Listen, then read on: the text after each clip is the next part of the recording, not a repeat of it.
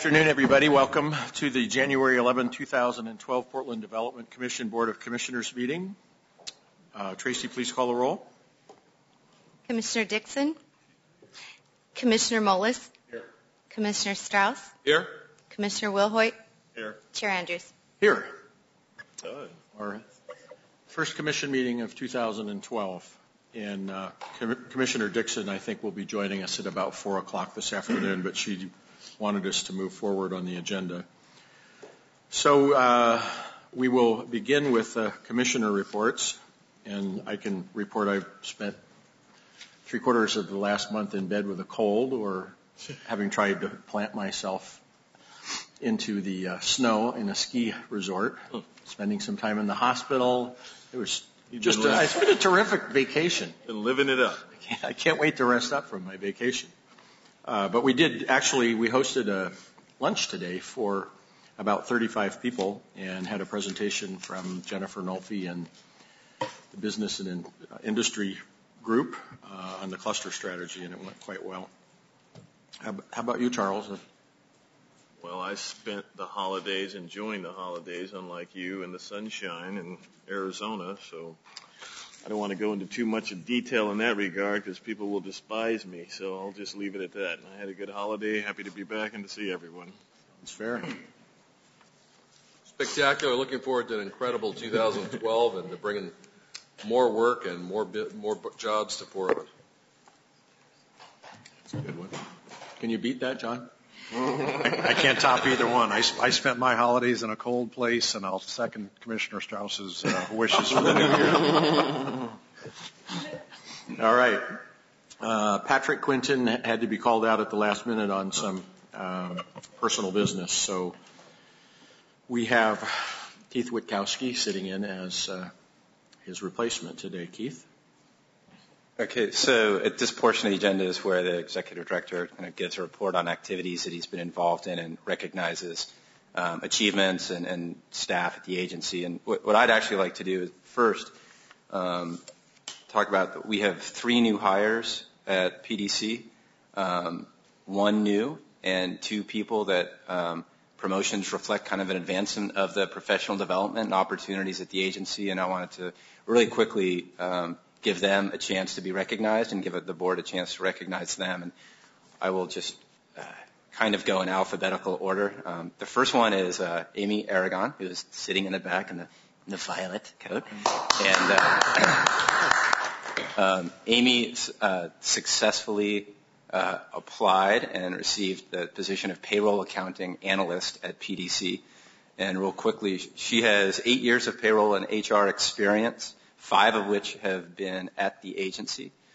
She also gets involved in and leads some of the activities that are going on here for staff, one of which is a Zumba class. And I haven't been there, but it's basically a chance for, people to sweat among friends in this room and or maybe another room on this floor.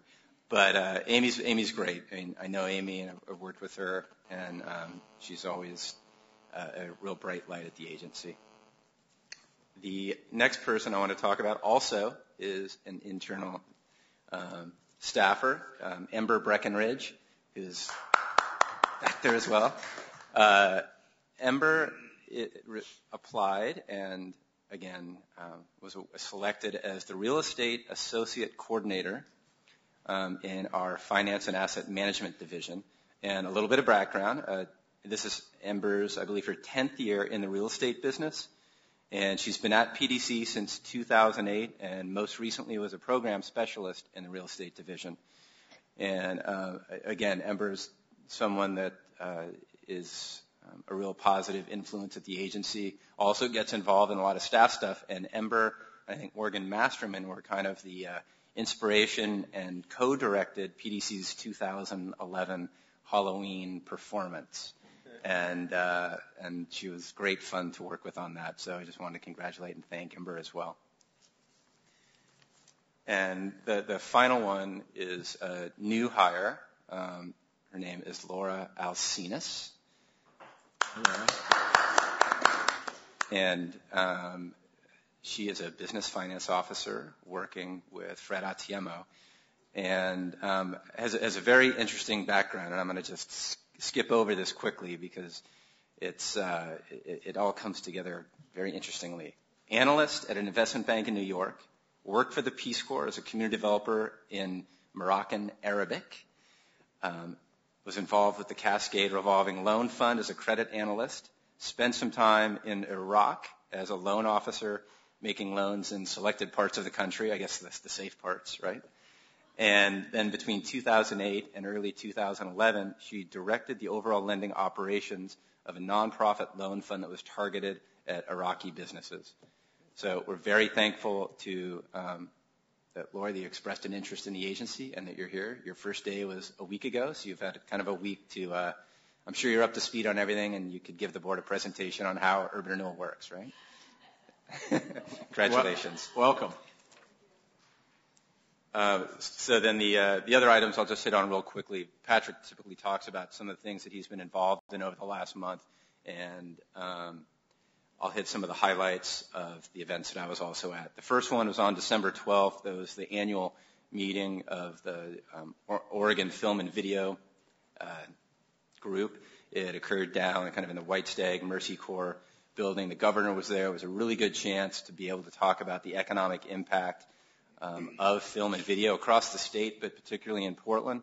And I think you all know about, the shows Grimm and Portlandia and Leverage, which announced this year that the next season is going to be filmed and based in Portland. I mean, right now it's filmed in Portland, but I think it's kind of based in Boston. They're going to admit they're in fictional Portland. sense. Yeah, they're finally going to embrace it. And, Shelley Methune on our staff is someone that is kind of the link between PDC and the mayor's office and the film and video office at the state, and has done a great job working on our behalf in that industry. The other thing that occurred on December 21st was a holiday breakfast where Patrick and members of the leadership team hosted a pancake breakfast with other, menu items, complete with gifts. And it's something that kind of began last year where Bruce dressed up somewhat like Santa Claus. And so this year we did that, and it was really well received. And I think a lot of the time and effort and inspiration behind that idea and credit goes to Tracy Gemma, goes to Julie Cody, and goes to Michelle Shelton. So I just wanted to thank and recognize them before the board as well. The last item is that this week we kind of reached this milestone in our business and management information systems, I think is what we could call them, which is Portfol. And we are now kind of fully operational with this new system that helps us track loans, helps us track contacts, helps us track a lot of things in a much more efficient way. And I want to very, very quickly run down the list of the staff that was involved in that. Sharon Maross was the project manager, and the core team that cut across all departments in the agency included Terry Morgan, Lynn Busey, Kimberly Branham, Kevin Cronin, Lois Cortell, Dana Decline, Peter Englander, Amy Fleck-Rosette, Chris Harder, Catherine Kraniak, Ann Mangan, Becky Marsh, Larry Beckett, Bill Lavelle, Dorian Young, Tom Strodbeck, and Paul Taylor. And so I want to give them credit for the work that they did in addition to their regular duties. And that's my report. Thank you. And thanks for staff for all of that hard and great work. I did go to the pancake breakfast and watched our substitute Santa Claus hand out appropriate gifts. Actually, one of the things I found out is we've got a great Zumba class, but we don't seem to have much in the male participation side. Maybe one? Uncoordinated, as we are. But they're working on that real hard. And the other thing was that Jackley and Quentin were in a contest as to who could make pancakes faster and better. I think the consensus was that Jackley's looked a lot better, but Quentin kept saying his tasted a lot better. I don't know. We'll have to take a vote next year, but it was a lot of fun. Next item are the meeting minutes. The meeting minutes that are in the packet, they are for the December 14th meeting. At one point we had the retreat, but we needed to make some modifications to it. So I would look for a motion to approve the meeting minutes for December 14th as provided in the packet. So moved. Second. Any changes, additions? All those in favor of accepting, aye. Aye. Opposed? Thank you. Next subject, the public comment for items not on the agenda. I don't have anybody signed up. Just want to make sure that there's not someone here that would like to speak. Looks like not, so we are moving right along to the consent agenda.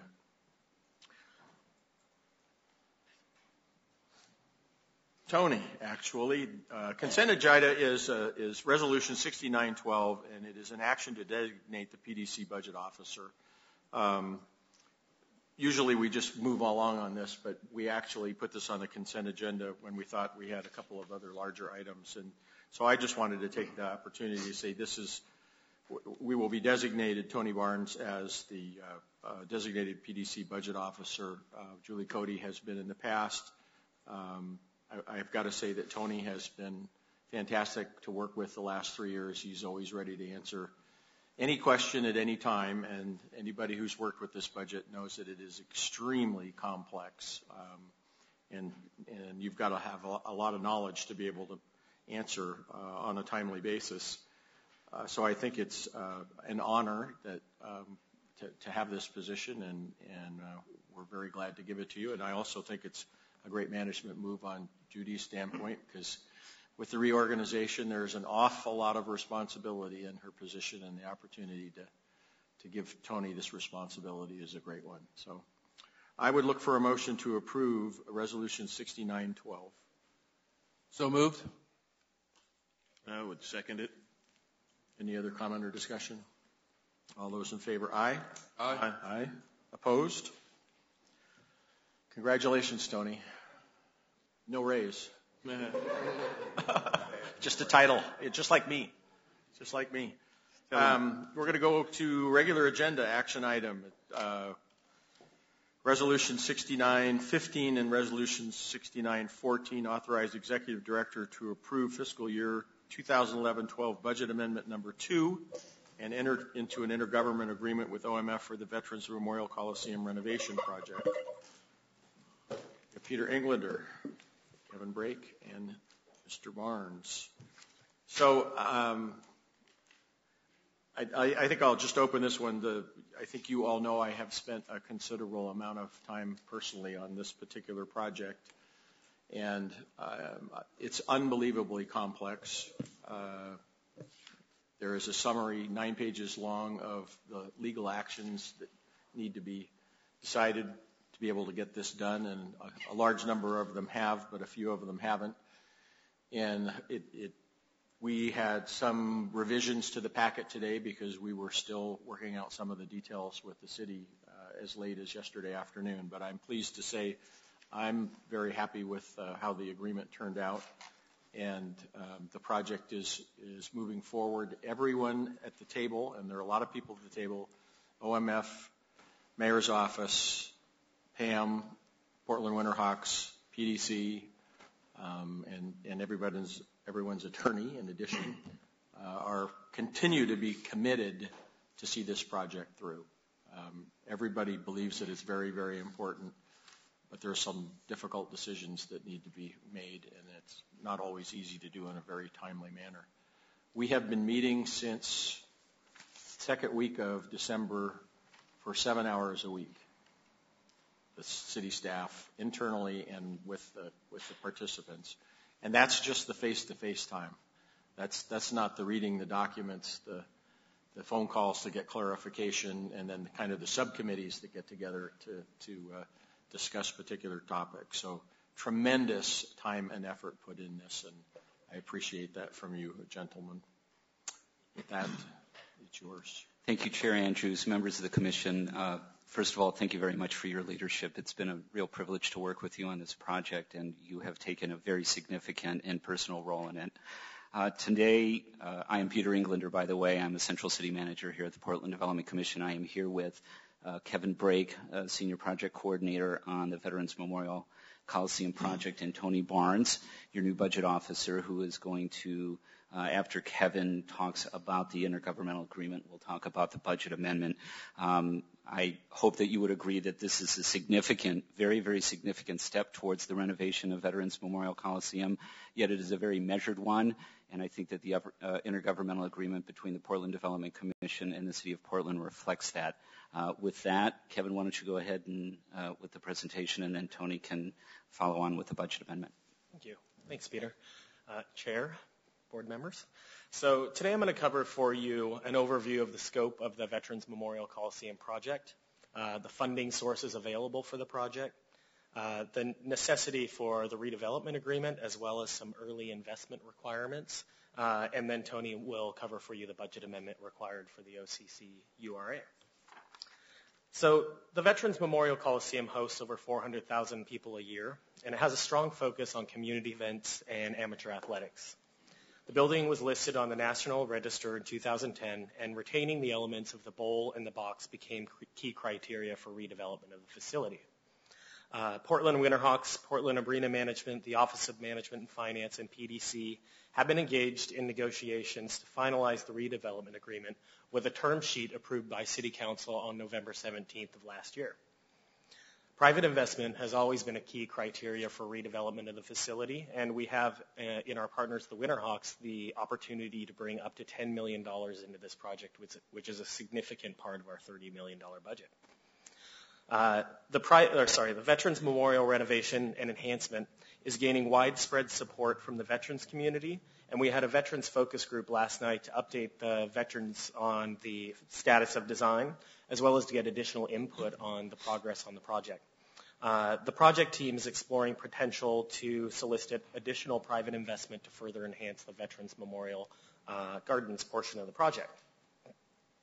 The district energy system, which is a request for proposal that we issued concurrently with the architectural proposal, request for qualification, we got 6 proposals through that, which was significantly more than anticipated, and we selected the team of Koritz and McKinstry to work with us to develop the feasibility study initially, and now we are working with them to design the system and assess the business agreements with the partners.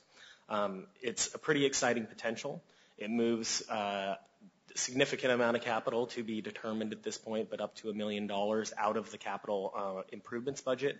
And it gives us an opportunity to make a really pivotal first step in the implementation of the eco-district strategy in the Lloyd District.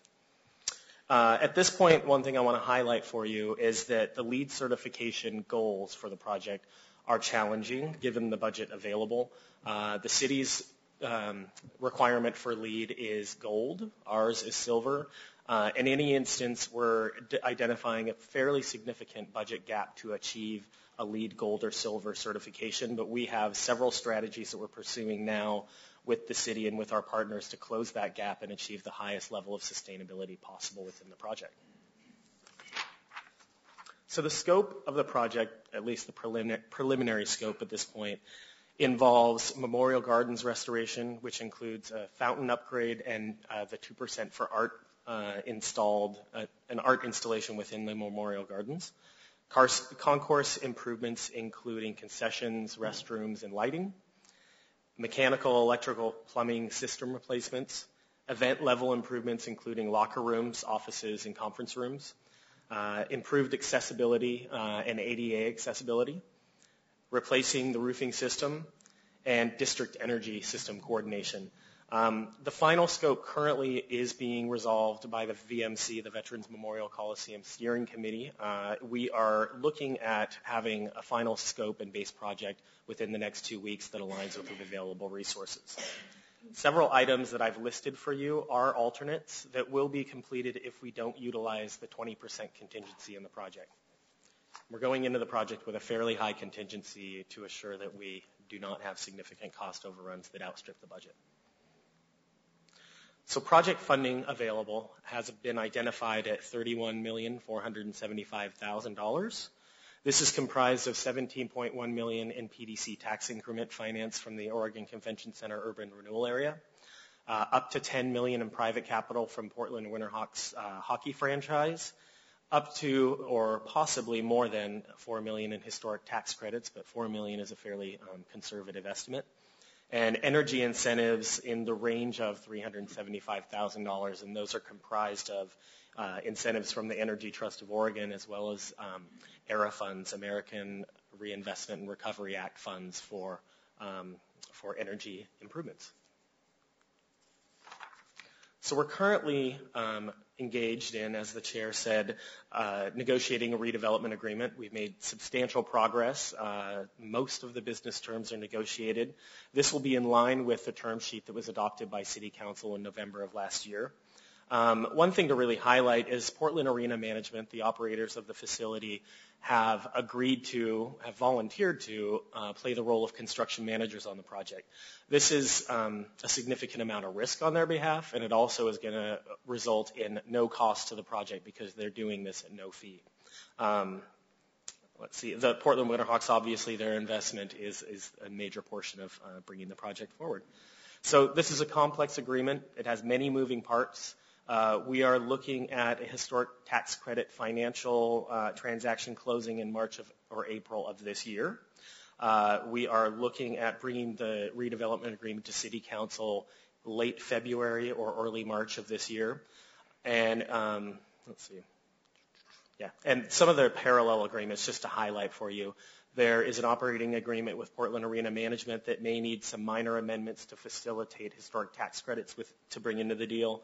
There's a community livability agreement between Portland Arena Management and Elliott Neighborhood, and there's a Winterhawks license agreement, or sublease effectively, that currently expires in 2013 that would be extended beyond that point to give them longer-term tenancy within the building. So I alluded to earlier that there's a need for some early funding to go into the project. The intergovernmental agreement that you are considering today will provide some funding prior to closing of the redevelopment agreement. This is because there are several items, or at least a few discrete items, that have long lead times for ordering of equipment and materials in order to align with the full closure that's available in any given year. So the building gets highly utilized. We're not looking at a extended closure, so late summer to fall this year is our opportunity to close the building. So we need to make some critical first stage orders and enter into some contracts to get the clock ticking on some of those. The approval of all of these investments will be subject to Portland's PDC's executive director approval as well as OMF's chief administrative officer approval. This total investment of PDC, although we're fronting some of these funds, will remain at the $17.1 million identified. So there is some element of risk to PDC in making these early investments, but we have, through the IGA and a related agreement, worked to mitigate that risk by negotiating a repayment or a reimbursement mechanism if the redevelopment agreement does not proceed. All funds expended on hard cost or construction between now and the RDA will be reimbursed by the City of Portland to PDC. So we try to mitigate the risk. There is a certain amount of risk. And along those same lines, if the redevelopment agreement does not proceed, we are exposed for the soft costs expended to that point, which will be approximately $1.5 million. That's design fees, consultant fees related to historic tax credits, and again, that's only in the event the redevelopment agreement does not proceed. So moving to the action summary, I'm going to pass it over to Tony to highlight the budget amendment, and then we'll move on to questions. Thank you, Kevin. Resolution 6915 is budget amendment number 2 for this fiscal year. This budget amendment is specifically for the Oregon Convention Center Urban Renewal Fund, and deals specifically with the transaction before you today. The resolution appropriates in the OCC budget a total of $23 million for the Rose Quarter revitalization line item that's identified on attachment E of the report. But to add that total amount to the budget, there's a couple other transactions that are identified in Exhibit A of the resolution. Exhibit A of the resolution includes changes to resources and requirements. It includes A total increase in long-term debt, that would be an increase in the line of credit we would issue to facilitate the transaction of $3.5 million this fiscal year. And then on the requirements side, we are moving dollars out of contingency, about $4.8 million out of contingency, and making some reductions on other line items, other appropriations that we don't anticipate to spend this fiscal year. Most of these transactions or reductions are being moved to the 12-13 draft budget. So in total, appropriations in the OCC fund are increasing about $8.2 million in expenditures. So OCC expenditures between housing, infrastructure, property redevelopment are going from $19.7 million to $27.8. That's including the $23 million for the item for you today, as well as remaining items in the OCC budget that are anticipated to spend. Be happy to answer any questions regarding the budget amendment. No, I would just, if this was one of our normal projects that wasn't a city project, we would currently have a pre-development loan for all of these soft costs. And typically, if that program doesn't go forward, we're at risk for that amount. So you can kind of compare we were always at risk for this amount. That doesn't change as part of this. That's something that we do in the normal course. You can think of the additional funds that are needed to be upfronted here as those additional construction loans that we have come forward with to help the last couple of projects happen, to help the Oregon College of Oriental Medicine happen, for example. Except what's interesting is at the end of the day, we're the permanent lender, more or less. So we're basically upfronting some money to the city so that they can get this process going, can order stuff in advance. We can qualify for the full amount of the property tax credits, and then then get that back at the end of the day. Did I get that right? Yeah. Okay. Anybody else questions on this part of it? Now, 2 slides back, you listed off some side agreements or ancillary agreements, the parallel agreements. I'm sorry. Yeah. And it may have occurred previously, but we had a lot of people spend a lot of time discussing community benefits, and I assume that's woven into the process, so we want to be clear on that as well. That's correct. So you participated in a discussion about a community benefits agreement related to the Rose Quarter development. We assessed the recommendations from that, the CBA terms, community benefit agreement terms, and discovered that many, if not all, of the recommended terms were taken care of through our MWESB policy, minority, women, emerging small business policies, and other PDC policies. So we're integrating terms into the redevelopment agreement that mirror the recommendations, many of the recommendations. Wasn't quite on the subject you were looking at, but I was waiting for the right moment to ask. Thanks. Yeah. So that's really kind of the summary of the first action, which is just the budget authorization. That's where I wanted to clarify that for you. You want to move on to the second. So the action summary here, and I'll just read it out, is to authorize the approval of the intergovernmental agreement between PDC and the City of Portland and budget amendment number 2. 2 separate resolutions through this action. Okay. And a couple other points that I wanted to make was the questions that get asked to me regularly. One, we have been briefed on the district energy system here, and as you know, the eco district concept for us is one that includes several districts and has to do with the Portland Sustainability Institute. This happens to be the very first one in the lineup for that, because it is the most appropriate for it. And it's probably the easiest to accomplish, because you have some major city facilities between the Rose Quarter, the Memorial Coliseum, Veterans Memorial Coliseum, and the Convention Center alone. You have a huge opportunity to be able to pull some redundancy and reduce costs. There you go. So the total square footage, it's being looked at as a two-phased implementation of the shared thermal energy system. The first phase, which has been deemed feasible, is essentially tying the Veterans Memorial Coliseum and the Rose Garden Arena together, utilizing existing equipment and running piping between the two facilities to essentially create redundancy within the systems and heat and cool both facilities with existing equipment. This would require an agreement with Corix and McKinstry that is currently under negotiation, and we have a meeting next week to resume discussions about design and negotiation for the system.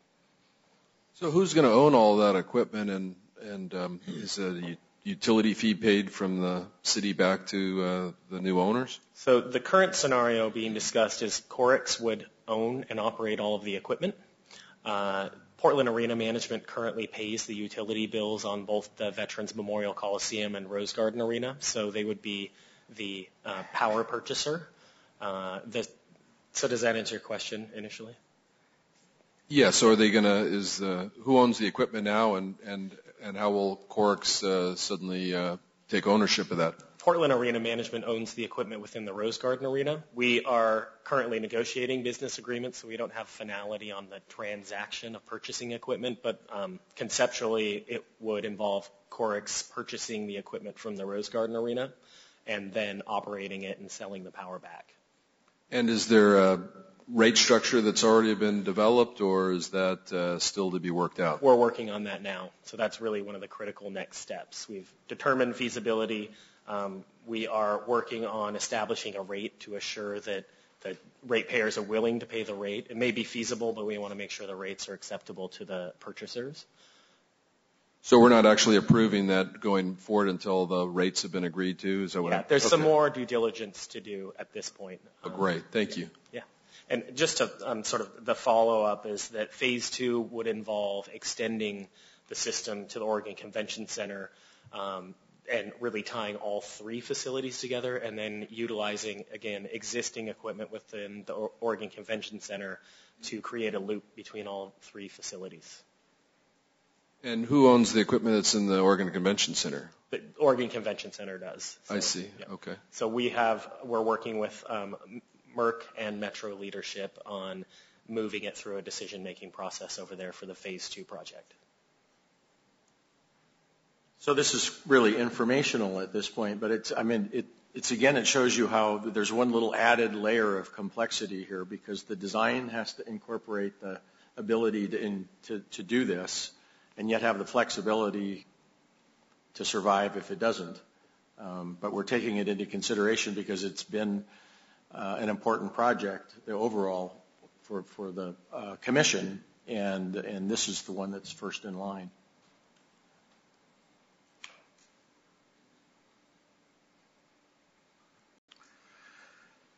The other question that comes up all of the time, and I imagine will, if I didn't bring it up, is the scope of this project enough that people are going to feel that we have really renovated this Memorial Coliseum?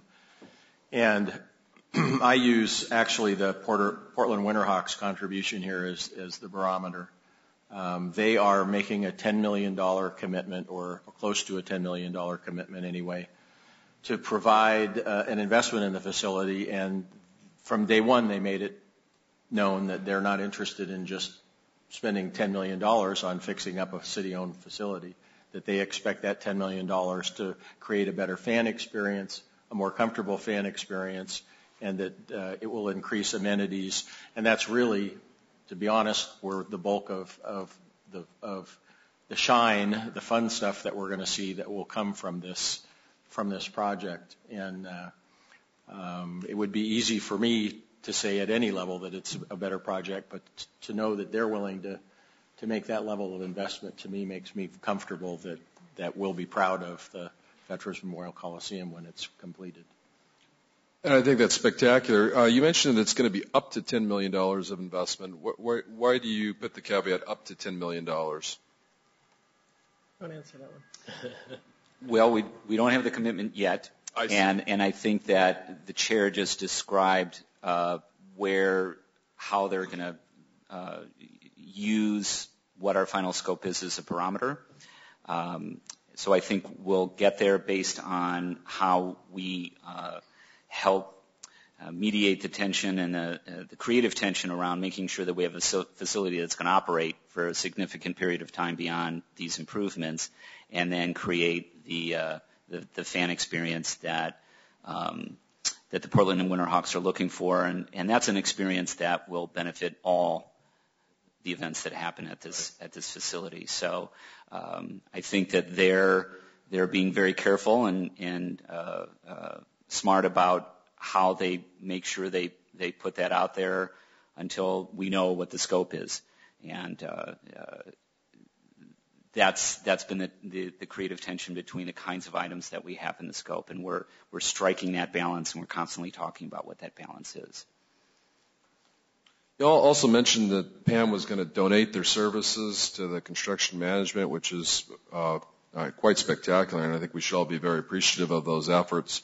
Will they be competitively bidding out the work on the subcontracts? Is there any work that they do not intend to competitively bid? And I think earlier Charles referred to making sure that there's appropriate minority and women-owned business involvement. How is that going to be taken care of? So Portland Arena Management has been very cautious not to engage conversations with potential contractors until the sole source has been granted, and I think there's some additional caution until the redevelopment agreement is finalized. We have had conversations with them and provided them examples of requests for proposal, solicitations that the city and PDC have engaged so that they can get at least a clear idea of the breadth of information that we typically ask for from contractors. It will be a sole source project, but we will be subjecting the project to all of PDC's requirements for prevailing wage, minority, women, emerging small business requirements. So we're making sure that we're meeting our requirements with the dollars. As far as the selection goes, I believe it will be competitive. It will just not be a publicly procured process, if that makes sense. Yes, that's perfect. And actually, that reminds me to give Chris Oxley, who is Pam's representative and who is here, I want to acknowledge the work that you've done, and also Karen Whitman with regard to this. They've been a part of 5 of the 7 hours worth of direct meetings, at least over the last, those are the internal ones. And if there's anything that you want to add, or if there's anything that you want to ask, we do have, they are in the room here with us today. Okay. Anything else? Is there any critical timing? I don't want to negotiate and discuss things of that nature publicly, but as far as the commitment from Pam, the exposure to PDC with regard to the soft costs, if it doesn't, not Pam, I'm sorry, the Winterhawks, if it doesn't move forward, do we have any critical timelines that we're dealing with as far as that commitment goes? And you're speaking directly to the early investment, the yes. Contract engagement. Really, we've always looked at from starting the lead time on these items that the money needs to be available in February, if not early February, in order to get the contracts moving in the direction, get the equipment, materials and equipment ordered and manufactured in time for the full closure. So we're really looking at a pretty tight timeline of having to at least initiate a couple of contracts in order to get things moving in that direction. So February, March is really our critical path. And when you say the money available, are you talking PDC's funding? Correct, the early funding. Yeah, that's correct. So, and this is all subject to the reimbursement clause in the commensurate agreement, not the IGA, but a separate agreement between the city and PDC. Mm-hmm.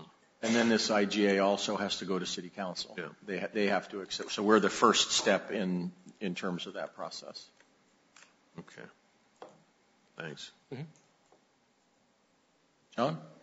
Well, I'd just like to thank Scott. I know you put a lot of time and effort into moving this project forward, and something that we discussed at a meeting earlier about this project is the necessity to get this building done and completed, and so everybody has some certainty of what's happening to it in the area. And there's a lot of other development that could potentially and hopefully will occur behind this, but this is the first kind of piece in the puzzle, if you will. So this is a great project, but it's not just about this project specifically. There's a lot more to come, and I think people need to be reminded of that. So I think the emphasis that the veterans have been involved, it's Veterans Memorial Coliseum, and their involvement and buy-in is very, very important.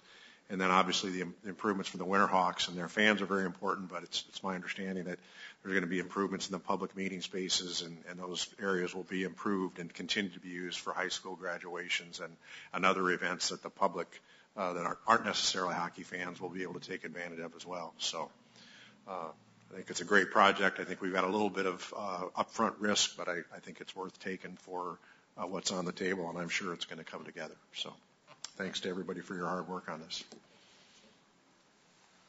Okay, let's take them one at a time. I would look for a motion to approve Resolution 6915, which is Budget Amendment 2, adding a net $8.2 million in budget appropriations to the Oregon Convention Center Urban Renewal area, bringing the total budget authority for the Veterans Memorial Coliseum renovation project to $23 million. I'd move to approve. Second. Any further discussion? All those in favor, aye. Aye. Opposed? Thank you. And now I would look for a motion to adopt Resolution 6914, which authorizes the IGA between the City of Portland and PDC for the funding for the Veterans Memorial Coliseum renovation project. So moved. Second. Any further discussion? All those in favor, aye. Aye. Aye. Thank you very much. Thank you. Thank you. Congratulations and thank you. Thanks. See you at next week's meeting. That's right. Thank you. It's a difficult project, but it's going to be well worth it. I am sure. So on to the next action item. It is Resolution 6913, adopt revisions to the PDC 2010 to 2014 strategic plan. Ann Price is with us today. This is one that Patrick really wanted to be a part of, but we actually spent a lot of time at our board retreat going through this in detail. So this is mostly an overview, and I think between Keith and I, we'd be able to answer any other questions that you could have. Great. Thank you, Chair Andrews. For the record, my name is Ann Price, and I'm the Business Operations Division Manager here in the Finance and Business Operations Department of PDC. And I've had the honor of being basically the midwife of this effort. All of the actual hard work was done by the department directors and the division managers, but I've been happy to be a part of this and kind of see it through to this point. So why make strategic plan revisions? We did a 2010-2014 strategic plan back that was approved by the board back in January 2010, but a lot has happened since then. We've carried on more work under our economic development strategy, and also we have a neighborhood economic development strategy now. So we really wanted to create greater alignment between those kind of organizing and guiding documents and the work that we're doing. And we wanted to also make sure that we are really supporting our full implementation of a strategic planning cycle, which I'll cover in a second, and to better reflect your priorities and the priorities of our new executive director. So on here, how does this all fit together? One of the things that we're asking in the resolution today is the approval by the board of the new draft mission. So really here you have PDC's mission. What has really changed, which I'll cover a little later as well, is housing is gone, and our mission that I think is about 10 years old now actually had housing in it. But with really the focus on job creation, innovation, and economic opportunity. So the mission really drives the strategic plan, which are the goals and the outcomes and the key actions, which has these pieces actually in the strategic plan. And then the work plan adds on the priority activities, We also have our strategies, which have more detailed action items, and then we really are able to focus all of that on our individual work plans and then also create the connection with our budget. So this is the cycle that we really want to make sure happens and is all integrated in the future. There are, of course, URA plans and other relevant laws, state and federal and local, and those help guide all of our work, of course. So it's not as if the strategic plan negates those. So there's been extensive, as I said, leadership team and management involvement. We've also had staff involvement. Staff had about 30 days to review this, and we got some comments from staff.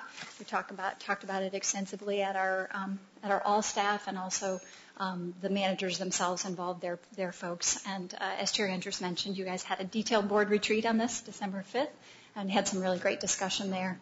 We've also, of course, Patrick has shared this with the mayor, and also this has been shared with the Portland Business Alliance and the PDC Budget Subcommittee, and portions of the agency work plans have been shared with our URACs as well.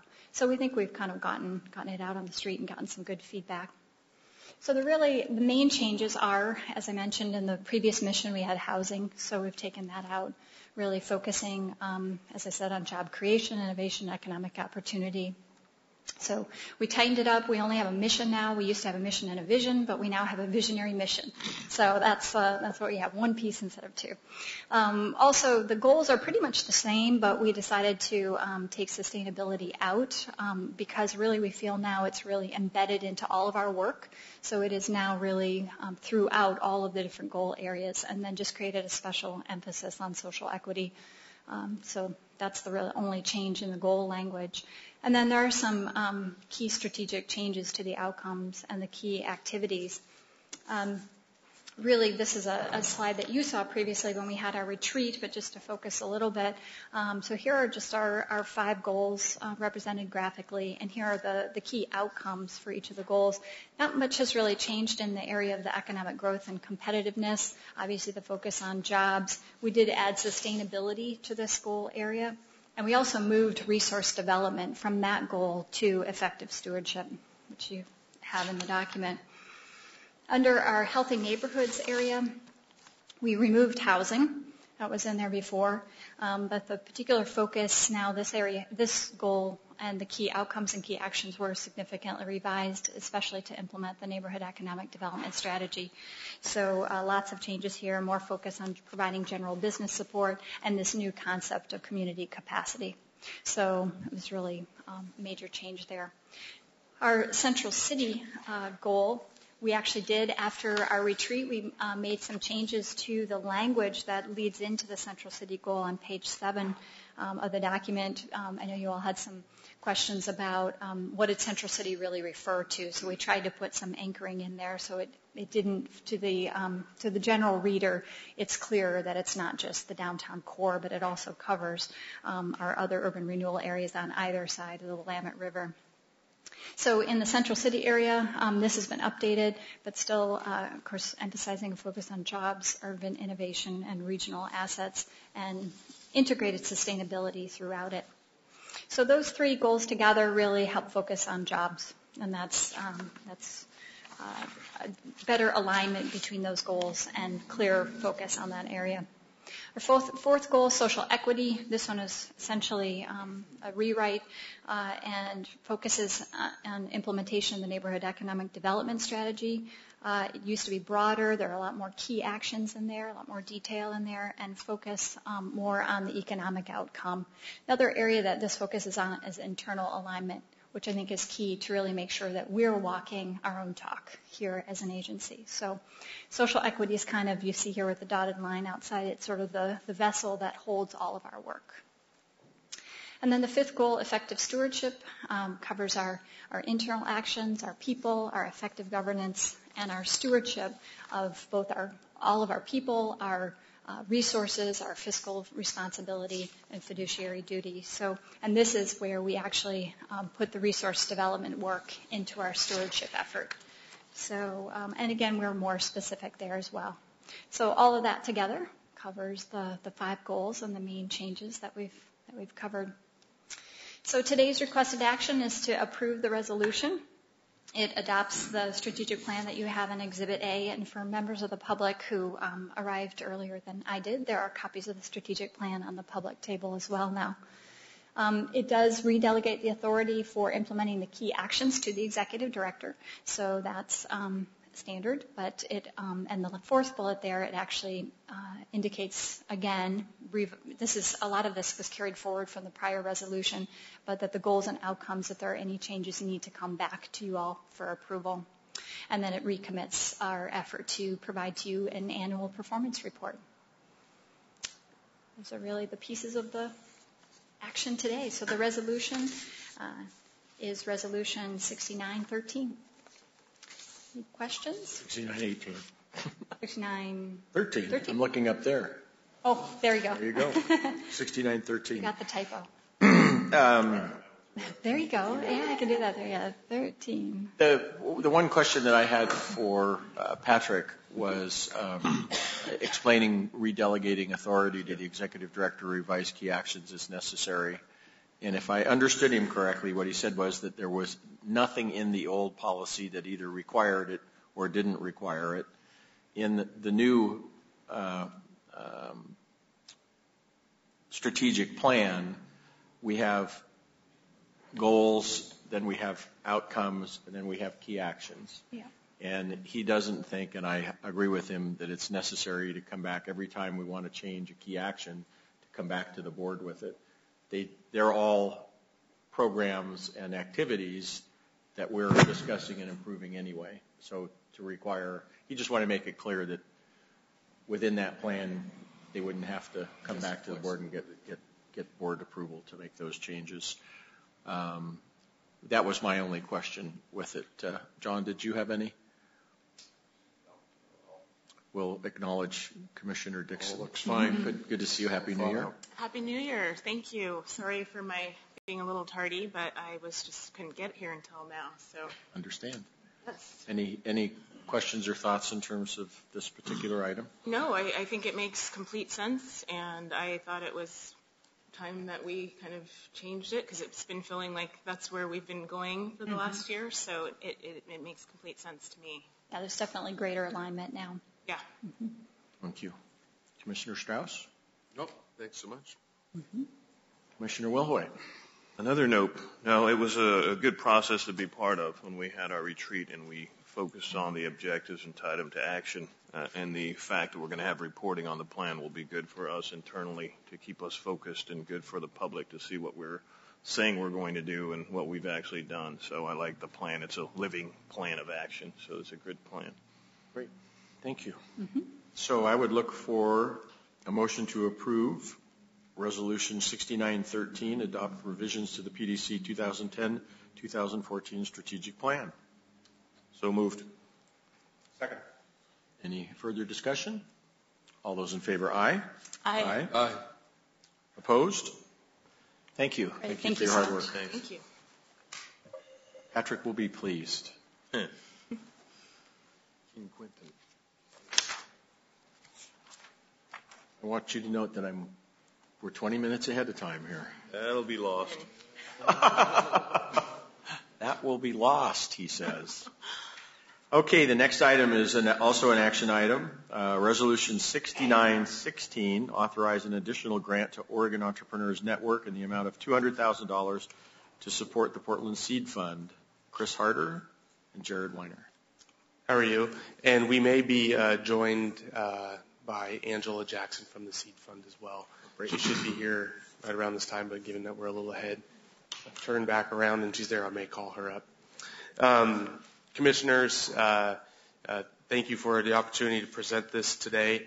I think you guys are all well aware of the Portland Seed Fund, but we will go through a little bit of a presentation on it. This request for approval of an additional grant of $200,000 to further capitalize the Portland Seed Fund. As you are well aware, entrepreneurship is a key element of our overall economic development strategy and efforts to create jobs. And the Portland Seed Fund is a significant component of our city's entrepreneurial ecosystem. So it's an important effort for us and one that we helped kick off about a year ago. So with that, I'm going to turn it over to Jared, and he can kind of walk you through what's happened and the request itself. Right. Thank you for the opportunity. Again, for the record, my name's Jared Wiener. I'm with Portland Development Commission. And as Chris mentioned, we're here in front of you today for an action item to request an additional grant of $200,000 to the Oregon Entrepreneurship Network to support the Portland Seed Fund. I'll take you through a review of what's already occurred with the Portland Seed Fund, go through what exactly we're asking for today, and then also the structure of this initiative as well.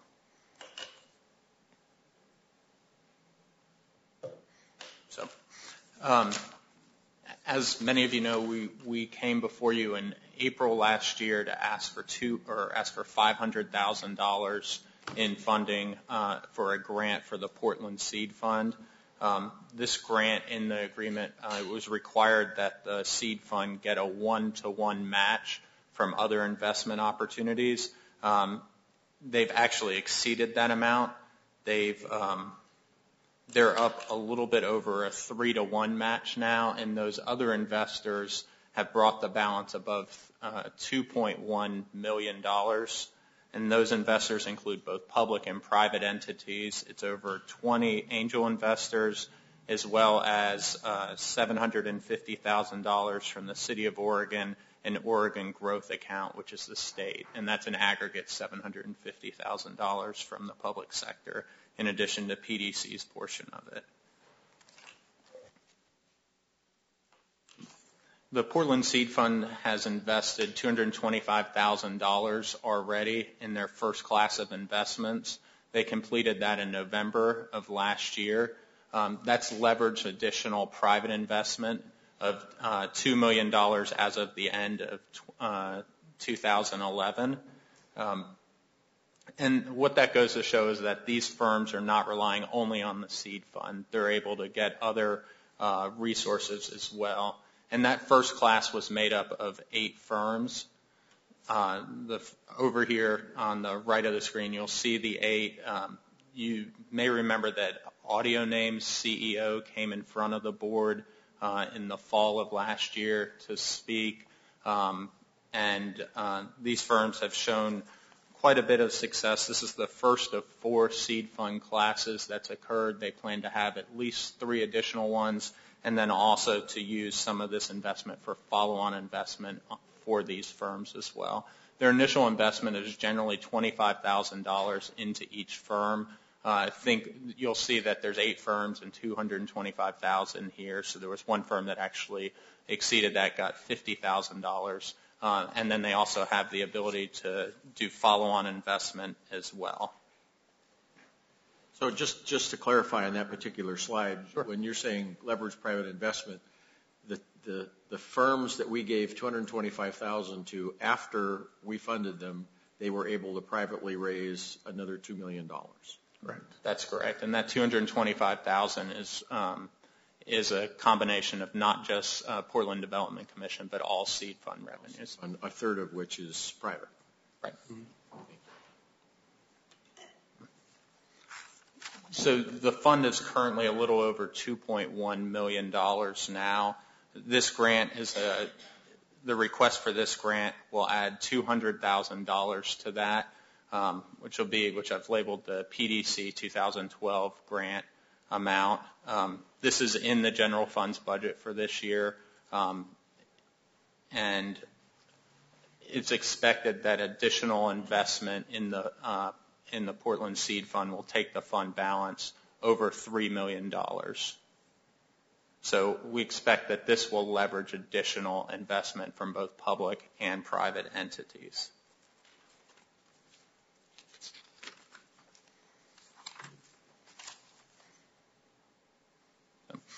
And this slide is a bit busy, but I'll take you through exactly what it is. This is the investment structure. You'll see in the resolution that it's an actual request of funds to support the Portland Seed Fund through a grant to the Oregon Entrepreneurship Network. That's OEN on this slide. PDC is not allowed to make equity investments in companies directly.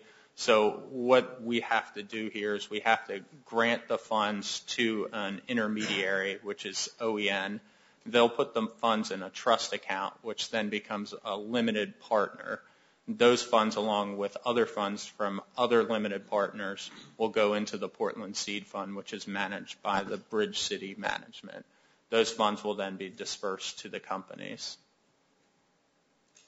So, this is the structure that was set up last year, the $500,000 capital grant.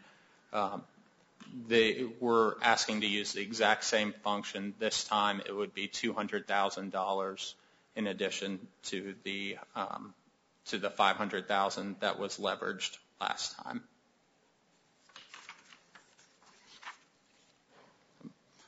So with that, I'd like to... We do have Jim and Angela here, our fund managers for the Portland Seed Fund. So they're more interesting than us, so we'll let them come up and talk a little bit about what's happened over the last 6 months, because it's pretty exciting, but also the benefits of going from $2 million to $3 million and what that allows them to do. Great, thank you. Mm-hmm.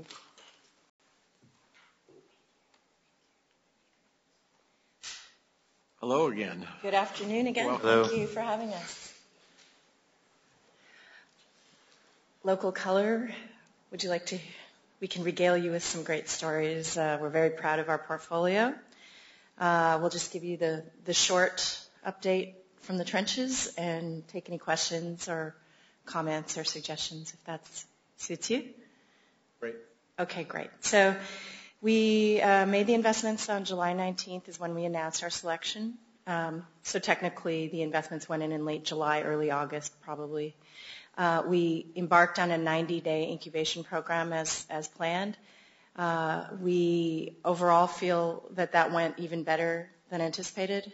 We learned a lot. We expect ourselves to be as iterative and entrepreneurial as the companies we invest in. So suffice to say, we will be making tweaks and iterating. Although overall, we were just very pleased with the quality of mentors and sponsors, companies, everything. Our measure, of course, isn't just if it felt good doing it, but what's the output. And I think we're most proud of the fact that really just several months after investing $225,000 of the seed fund monies, almost a 10x leverage on capital has been achieved. That's just what we've announced. We expect more announcements in Q1 as they firm up. The other output, of course, I'm sure PDC is interested in is job creation. And these are fast-moving companies. They tend not to hire full-blown FTE employment positions. They're more, they start part-time, they step in, hour to hour, some consulting, some employment. But I just want to make sure it's not construed as formal FTE, but 30 people have been hired since we made those investments. So those are the outputs we're tracking. Of course, ultimately, we're looking at liquidity events. It's too early for us to look and measure those. But we would look for signals along the way that indicate we're on the right path. Our ability to attract outside attention to the area is another indicator. And I'm going to let Jim talk a little bit about the quality of venture and angel investments investors we had at our demo day. And also the importance of that extra 100,000 or 200,000 from you, that extra $1 million in total, as it relates to the very important role of follow-on capital in keeping these seed companies alive once they leave the nest. Thank you, Angela. I'm Jim Houston, co-manager with Angela of the Portland Seed Fund. At this point, we look at, when we came in here, I believe it was about 7 or 8 months ago, we were talking about what we were going to do. Now we can speak about what we have done, and it's not just words anymore. We do have proof, demonstrable proof of how this model can work. We spoke of the success in terms of the companies raising money. That's really a lot of that is due to the structure that we put in place, not just providing early seed capital in a fairly small amount, in all honesty, $25,000 to most of the companies. That's not a lot of money, but the leverage came in by surrounding these companies with many mentors, most of whom are in the community, many of whom are exited entrepreneurs themselves. We do have a lot of those. They tend to run under the radar, but we have connections with many of them. And they were able to work with these companies and accelerate their progress significantly beyond where they would have been with just writing a check and certainly without the money. Angela spoke of the demo day. That's really a private investment conference. Half-day conference took place at Ziba Design on November 2nd. We had over 150 people in attendance. This was not open to the public. It was really targeted at, we wanted the people there in the room who could truly add value to these companies. We had 12 VCs from Silicon Valley, about that same number from Seattle come down. We had 5 other VCs from out of state, mostly Utah, and then about 40 individual angels, mostly from here in the Portland area. Many of the individual angels had, of course, already seen these companies through the mentoring process. That process of leading up to the demo day was really instrumental in allowing these companies to get their rounds done. Not just the 2 that have done it, but we have several more which are following up on relationships that they developed during the mentor process and at demo day, and we'll hopefully be announcing follow-on capital sometime this quarter. So I don't know if there's any specific questions that the board would like to ask of us. I guess the one other thing I will mention before I turn over to questions is the value of the follow-on capital, which is really why we're here to talk about this. When we came in and we spoke several months ago, we described our model as being similar to other models that have been proven out in other places, and we use Techstars as a reference, Y Combinator. There are many other incubator funds that have been developed around the country. One of the things that our model was a little bit different was to have this focus on follow-on. What I mean by that is the small amount of money we put into these companies initially, we want to be able to make sure that both for the benefit of the companies and also for the benefit of the investors in our fund, that we're able to continue to participate in future financings by these companies. This is very important in the sense that if you have a really good company, you want to be able to at least maintain some material stake in that company. Otherwise, you get diluted down so far, your stake can almost become nearly meaningless. Just today, there's a gentleman from Israel who's here at the PDC and the SAO have brought him in, a gentleman named John Medved. I was speaking to John at lunchtime today, and he's a very successful entrepreneur and investor from Israel, a country of 7 million people that has, somewhere between 5,000 and 10,000 startups, the second most companies listed on American stock exchanges. He personally has done a seed fund himself. And when I described to him what we were doing, his seed fund was around $2 million. The first thing he said was, boy, seed fund, the big thing you got to be aware of is make sure you reserve enough for follow-on. So this is spoken from a guy who did a seed fund with about 60 companies. And I think it was an important lesson there, I think. So that's really why we're here today. Our model is such that we will, regardless of what happens with the fund, at $2.135 million, we do have enough capital reserve for follow-on, but we believe that with this additional monies, getting it to $3 million, we will be able to play even a little bit more significant role with the companies that are making the most success. Can I add just a color note on that?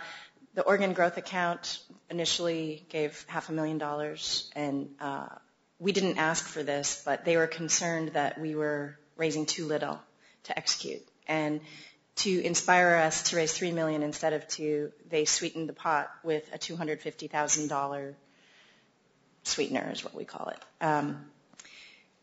So you could say that another way to say it is we're not leaving that money unclaimed.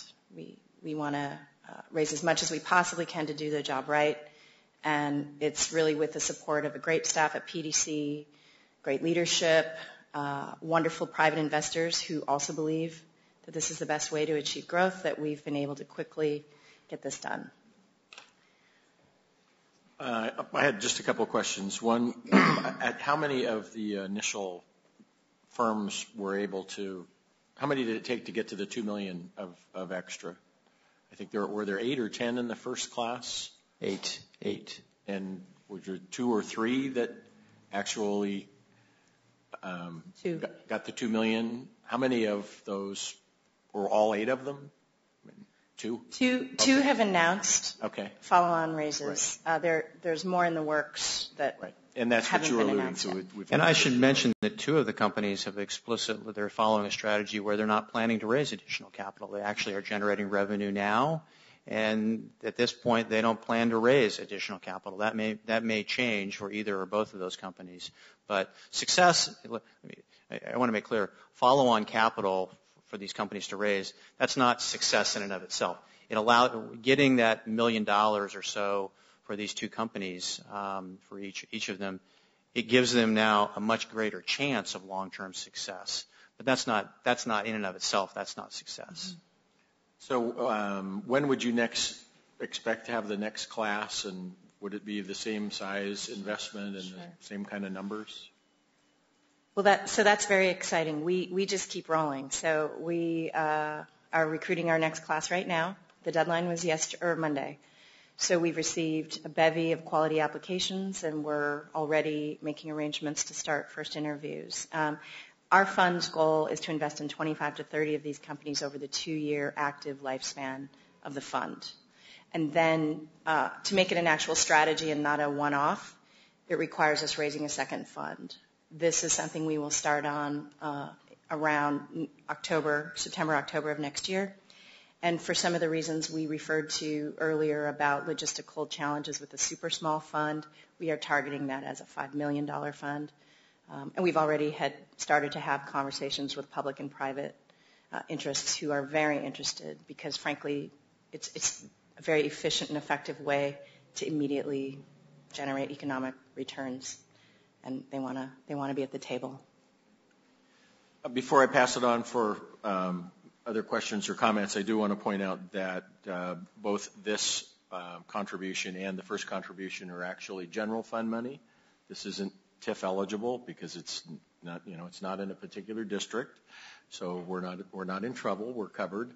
And in addition, I think that tells you that this program is kind of twice vetted by our city commissioners, because not only are they our budget committee, but in this particular case, they are allocating very scarce general fund dollars to this program.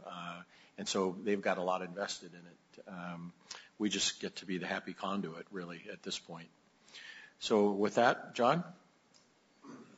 No, I don't really have any questions. It's a good presentation, and I'm just pleased by, I think this is something we all realize we were lagging in for a long time in our area, and it seems to me we've got it up and running well in a pretty short period of time with some good results. So thanks. Thank you. Anishka? I would second John's notion. It's been really good momentum, and everywhere I turn, I'll read something about the Portland Seed Fund and these businesses and what they're doing, and it's so exciting. And it's a great way to help and support these businesses that need it. This is a great place for this, and I think we have a lot of similar goals with the PDC, so it makes sense for us to be a part of it, and we're happy to do so. Keep up the good work. Thank you. Thank you. Mm-hmm. Steve? Congratulations on growing the fund. Thank you. Will the PDC receive the same return on investment as the other investors? Well, as Jared and Chris described, the return on investment is, keep in mind, this is a grant. So the PDC monies were granted to OEN and they have a trust agreement that's set up. So OEN is a limited partner, and OEN is absolutely treated equal to every other limited partner investor in our fund. Perfect. Thank you. Yes. And just one comment on that. The way our investment works is if through OEN, the Catalyst Fund, a return comes in, we've asked that it go back into other startups. So PDC wouldn't make money off this. Any investment return goes back into investment startups. In fact, it can't. Yeah, it can't. So, I mean, no, I think that's fair. I just want to make sure that our that our investments that hopefully would come back to that fund that would get reinvested back into the city is treated the same as the other equity investors. So that's fabulous. Thank you. In fact, I think based on what Chris said, it's probably even better because rather than just taking the chips off the table, there's a I don't know if it's a formal commitment or not, but at least there's some desire to make sure that this is in fact reinvested in local startup companies. And that touched on a point that I was doodling here. It is a perpetual investment scenario from our perspective to the extent that your success continues and returns are realized. The returns would be measured in the form of dollars going back in and growing new companies or creating new companies. So I think that's a very positive mechanism that's in place.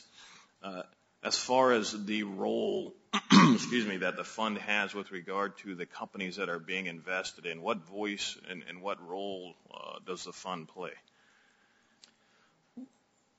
We speak of this as investment, but what these, to date, all of our investment vehicles have in fact been as convertible debt instruments, a convertible promissory note. So technically we are not shareholders in the company. For these two companies that have now raised their follow-on capital, the conversion happens, so we are shareholders, but we're relatively small shareholders. Our model is to not take board seats, which is one thing that's different from traditional venture capital. We don't have the bandwidth between Angela and I. We don't have the bandwidth or capacity to take 25 or 30 board seats over the next 2 years. That's not possible or feasible. Nor is it the right thing to do for these companies when we're only putting in, somewhere between $25,000 maybe $50,000 with these companies. Having said that, we have a very intense involvement during the 90 days, roughly 90-day mentor period. And after that, we do stay involved with them because, it's not nearly as frequent, but we do have regular conversations with them. Our involvement in these follow-on rounds is very critical to these companies because other investors look at us as, well, the Portland Seed Fund just spent 3 months with these folks. If they're not going to be participating, they must know something. So this is why it's so important for us to have this capacity to do follow-on in the companies that we believe still can be successful. Yeah, that was the only question I had because, and I was thinking about the magnitude of the investments that were being made, $25,000 to $50,000, and I couldn't imagine sticking the finger in the pudding when you have that level of investment, and these companies are moving hard and fast trying to survive and grow. So that's exactly what I was wondering. So thank you. Thank you. Well, the only other comment I'd make was I know the state portion of this comes from what? The Oregon Growth Account. And I had a rather difficult discussion with State Treasurer Wheeler. Portland was the early adopter of this. We were the first, but we were looking for state participation and I think participation from Washington County, if I remember correctly. And the first conversation I had with Ted was not very positive. And Ted is not the kind of guy that you talk into something. Ted either becomes convinced that it's a good idea and a good use of state revenues, or he doesn't. And he quite obviously, with actually putting more on the table, came to the conclusion that this is a really good idea. So you're either great salespeople or it's a great project or a little bit of both. I hope it's more the latter. Thank you. Thank you, Chair. Anything else? Okay, I would look then for a motion to approve Resolution 6916, authorize an additional grant to Oregon Entrepreneurs Network in the amount of $200,000. So moved. Any further discussion? All those in favor, aye. Aye. Aye. Opposed? Thank you. Go get them. Thank you. Thank you so much, Chair. Thank you for your support. We love reading about you in the newspaper. And thank you, Board. Thanks. All right, Commissioner, you're almost correct. We lost some of it. The next one is an information item, update on the athletic and outdoor industry cluster. Jennifer Nolfi and Jennifer Nolfi. You should be well practiced on this. Yes, I hope so. Since we just gave a luncheon today for 40 on exactly this topic, so I've warmed her up. Thank you. Ready to go. Chair Andrews, Commissioners, and Deputy Director Witcosky, thanks for the opportunity to come before you today and provide an update on our athletic and outdoor action plan. I'm joined by Sue Ball, who's working close with us to support this industry, and Jim Clark, who's working with our peer-to-peer roundtables, is going to come join us to share his insights about our work with this industry cluster as part of the presentation. That would be good. So I think briefly, let me do this. There, just so. To provide you with a little bit of a timeline, it's been a year since we were last year talking with you about our action plan and what we've accomplished. It was identified in the economic development strategy, obviously, and we had a series of discussions with industry to really inform what our advantages and opportunities are here in Portland and really how we could work with the industry through public-private collaboration to further our competitiveness and benefit both the firms and talent that are in this industry. About a year ago, we had an event that really celebrated the release of that with Nike, Adidas, and Columbia all at that event. The mayor spoke. We had tremendous feedback, and there was a desire to continue doing those types of events. So one of the things we'll talk about is our second annual event that we held. We established an advisory committee since we last talked with you, and they're helping drive the action plan. And then we'll talk about some of the other initiatives to bring you up to speed on where we are on that. So our advisory committee, as we've told you in the past, industry engagement is absolutely critical to our success in working with these clusters. And so we really wanted to make sure that we had a group that could both advise us on the action plan and then focus on implementation. And we needed to ensure that we both had large and small firms engaged in that process. For some of our other industry clusters, we have industry associations that we can go to help us with this process. But in this case, we didn't have one.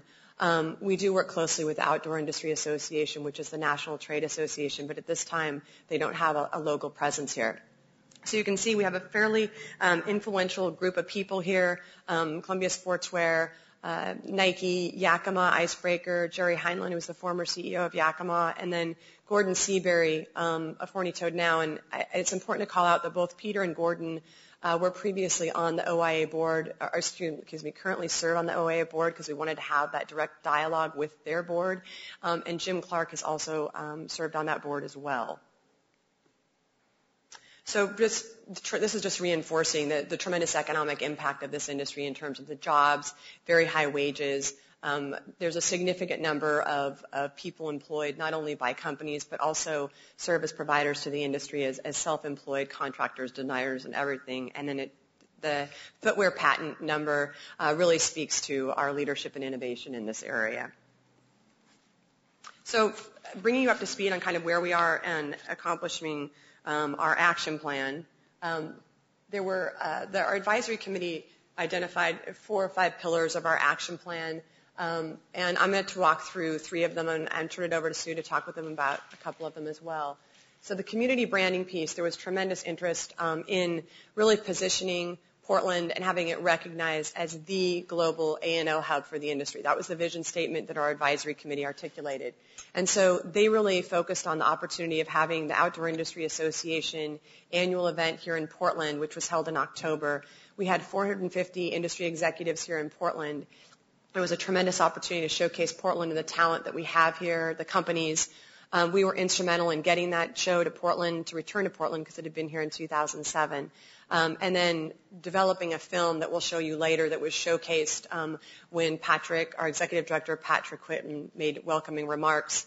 We also helped organize a panel discussion that focused on the Eco Index and 5 Portland companies that are instrumentally involved in that. The map piece was one of the advantages of Portland is the diversity of recreational opportunities within 90 minutes of Portland. So we developed a map showing walking, hiking, windsurfing so that people could really see where they could take advantage of that because many of them stayed after the conference to enjoy our recreational opportunities here. The second annual industry celebration was held December 6th. Our industry advisory committee identified the topic, which was really focused on diversity. How do we get more young people outdoors? How do we get a more diverse population outdoors? How does that inform product development, marketing, et cetera? And they suggested the director of innovation and inclusivity from REI to speak at that event. She spoke, as well as two representatives from Nike talking about their Medici effect. We had Homeschool Snowboarding, which is one of the Portland Seed Fund companies that Jim and Angela and Chris and Jared were just talking about. And then Generator Group to kind of address the HR perspective. And we had about 160 attendees, tremendous feedback from that event. And we also added an element where local companies could showcase their products. So some of the smaller companies that are participating in our peer-to-peer roundtable discussions, they had the opportunity to show people their products. And so it was a really fun and engaging event, and we're going to plan on doing that on an annual basis. The next category is innovation. Design Forum PDX has had several different names or iterations. It is our initiative to establish a materials resource library in Portland. PDC has been engaged in this for the past 3 or 4 years, helping fund a business plan to understand economic viability and need for this type of resource. Since then, we spun off a nonprofit organization that includes representatives from industry, higher education, U of O, PSU, OSU, as well as other segments of the industry that require materials in their work. And I think we're going to be working on a program series of topics to get more innovation and more motivation around this particular initiative, and actually have some really promising partnerships that could lead to some more investment in this initiative, which is what we really need right now. The Eco-Index Matching Grant, this is the Outdoor Industry Association's effort to establish a industry-facing metric for what it means, for measuring your environmental impact for materials, processes, et cetera. I'm not going to get into all the details of it because it's a little over my head, frankly. But it was a tremendous opportunity for us to get engaged as an early adopter and to leverage the involvement of Oregon companies who are leaders in sustainability and further capitalize on Portland's leadership in sustainability. We provided $25,000 of our general fund allocation this year to match the Outdoor Industry Association, the National Trade Association grant, and that was directed to 5 Portland companies to really get one-on-one technical assistance to better understand this tool and provide direct feedback about its strengths and weaknesses. Those 5 companies are Columbia Sportswear, Adidas, Icebreaker, Kahn, and Corkers. We needed to have a range of large and small firms, and I will note that the company that's outside of the city of Portland was funded by OIA's money, not the City of Portland General Fund. So last piece is advocacy. One of the key messages from this industry is people need to understand the economic impact of this industry in terms of jobs, innovation, their investments in the community, and how they contribute to the quality of life here. So we had an opportunity at the Oregon Business Leadership Summit this past December to organize a panel that included Fiscal, which is a company out of Hood River that does apparel, hats and accessories, Benchmade Knives, which is a part of the cluster as well, Kahn and Icebreaker to really talk about challenges and opportunities. And then we just held a roundtable with Senator Merkley's Chief of Staff yesterday talking about what the challenges and opportunities for the industry and Senator Merkley is really interested in figuring out how he can further this industry and offer his support. So that was to continue that dialogue. And so I think with that, I'm going to turn it over to Sue to talk about a couple other of our initiatives. Okay, so I'm going to talk a little bit about the talent and entrepreneurship components of our action plan. As you know, talent is an important component of our work. Developing a talent pipeline from educational institutions to local firms is not only important to implementing our action plan, but also in positioning Portland as a global hub for the industry. Having a large pool of talent to draw from is consistently identified by companies as the reason why they are attracted to Portland and the reason why they decide to stay here. Creating a comprehensive footwear design and development program through Oregon universities was deemed important to the industry and was in our action plan. Unfortunately, this has been an area where we've experienced some challenges. Although we've had conversations with multiple higher educational institutions, getting the OUS system to collaborate on a comprehensive program such as this has been challenging due to the highly competitive nature of higher ed. We have had some positive developments in the talent area. However, the creation of the Pencil program is one of those, and I'm going to talk a little bit about that. The Pencil Academy was started in 2010 by Dwayne Edwards, who's the former brand manager of the Jordan brand at Nike. He has taught the course at Parsons in New York, at the Art Center in California, and at U of O. Last year he came to us and wanted a permanent space to house the academy, so PDC assisted in a site selection process, and they're going to be locating at the Goldsmith building right down the street at 5th and Cooch, and their doors will be opening, I think, in a month, so it's really exciting. The courses there are taught by top designers at Nike, Adidas, and other local firms, thanks to Dwayne's connections within the industry. They're going to be starting a 11-week course this summer, which will be exclusively for Oregon high school and college students to teach the basics of footwear design and development, as well as business basics, so that students are proficient in not only design and development, but also what it's like to work in a professional environment. This aligns well with our efforts to create a pipeline of talent to local firms and also connects to high school students. The industry has talked about having a good connection with K through 12 as well as to college students, so this kind of aligns with their needs in that area. Another part of the action plan included getting the Oregon State University's Apparel Research Center to move an office and testing equipment to Portland. Budgetary constraints, however, have postponed these from openings, so PDC decided to host a industry roundtable with OSU to better understand what gaps might exist between what the ARC currently offers and what the industry needs, and also to see if the priorities for the industry have shifted as far as getting testing equipment here in Portland. In December, representatives from Nike, Adidas, Icebreaker, and Now attended the roundtable along with the ARC and PDC. This resulted in learning that the industry still has a strong desire for testing equipment to be in Portland. However, we also learned that there's a desire for the ARC to host workshops that focus on comprehensive topics that can be tailored to specific needs of a company, such as pattern making, textile fundamentals, supply chain management, that companies can work with ARC to develop workshops on and send their employees to. So in the short term, the ARC will work on putting together these workshops, and then we will continue to discuss moving testing equipment here to Portland with them. Lastly, I'm going to be talking a little bit about our efforts in entrepreneurship and how we've been helping to grow small to medium-sized firms. This coincides well with the entrepreneurial action plan and strategy that was released in October. We've had a lot of success in this area, particularly with our peer-to-peer sessions that bring together 8 to 10 small to medium-sized firms on a bi-monthly basis to discuss topics that the group has identified as being important. The sessions are facilitated by Jim Clark, who's the former CEO of Yakima and who continues to work within the industry and be highly respected in the industry. And he's here today to talk a little bit more about the sessions and the impact that they've had and the feedback he's received. So, Jim, right here. Good afternoon. Good afternoon.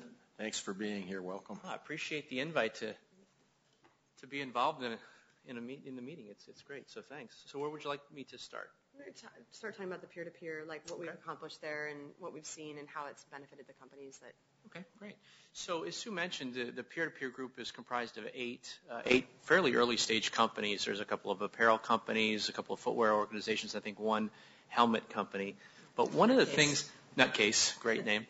But one of the things that they all have in common is they're small, early stage. They have great ideas, innovative products, but they often lack the full range of experience and resources they need to get their company to the next level. And if you've ever run an organization or company that's at that very early stage, that's a difficult hurdle to cross, right? I mean, that's where you really fail, is you've got great ideas and passion and energy, but you just can't clear that hurdle. And so within the peer-to-peer group sessions, what we focus on is working with those companies directly to identify what it is, what experience or information or resources do they need at this juncture in their business, and try to connect them with experience or resources or knowledge that they need to be successful. And so we've had, I think, 3 sessions so far. Yep. Topically, the first session focused on search engine marketing and optimization, because these companies have identified this is a great way to reach consumers, market their products, and do it very, very cost efficiently. So very high-profile individual came in, did a kind of a seminar, and I think it was very, very successful, had a lot of good dialogue. Next session was kind of financial management 101. And it was amazing how many of these companies were missing some of the obvious things that they need to have in place, financial controls, to manage the limited resources that they have. And so that was a real eye-opener, and had a great dialogue there. And then the last session we did was HR best practices. And we partnered with Xenium, and the president of Xenium came in and did a really nice presentation. But what we do to make the sessions worthwhile is we work with the presenters to really condense their message into kind of what are the 3 or 4 things that you would impart in terms of advice to these businesses, and bring some tools with you and make your toolkit available. So, for example, in the HR session, Xenium came in and actually had templatized employment agreements and other things that these companies could use right away. And one of the other things that we do is we start each session by talking about, hey, what did you implement since our last session? And it's been very encouraging to hear these CEOs or presidents of these small companies say, hey, we took that back and we actually implemented these 3 things or these 2 things, and it really helped. Because if these sessions don't do that, right, these companies won't be as inclined to participate.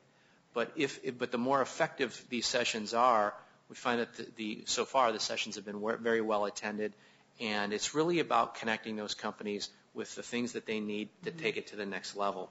Does that make sense? Yeah, absolutely. So that's been the focus thus far. Can I ask a quick question? So it's the same 8 companies that have been to these 3 sessions? So you've got a kind of a series for a company, and then you probably do it again with another group? Yeah, I think there's 8 or 9 companies. Yeah, 8 or 9 companies, and they all attend, depending on their schedules. We invite the 8 to 10, we send the email out, and then who can attend attends. So. Yeah, and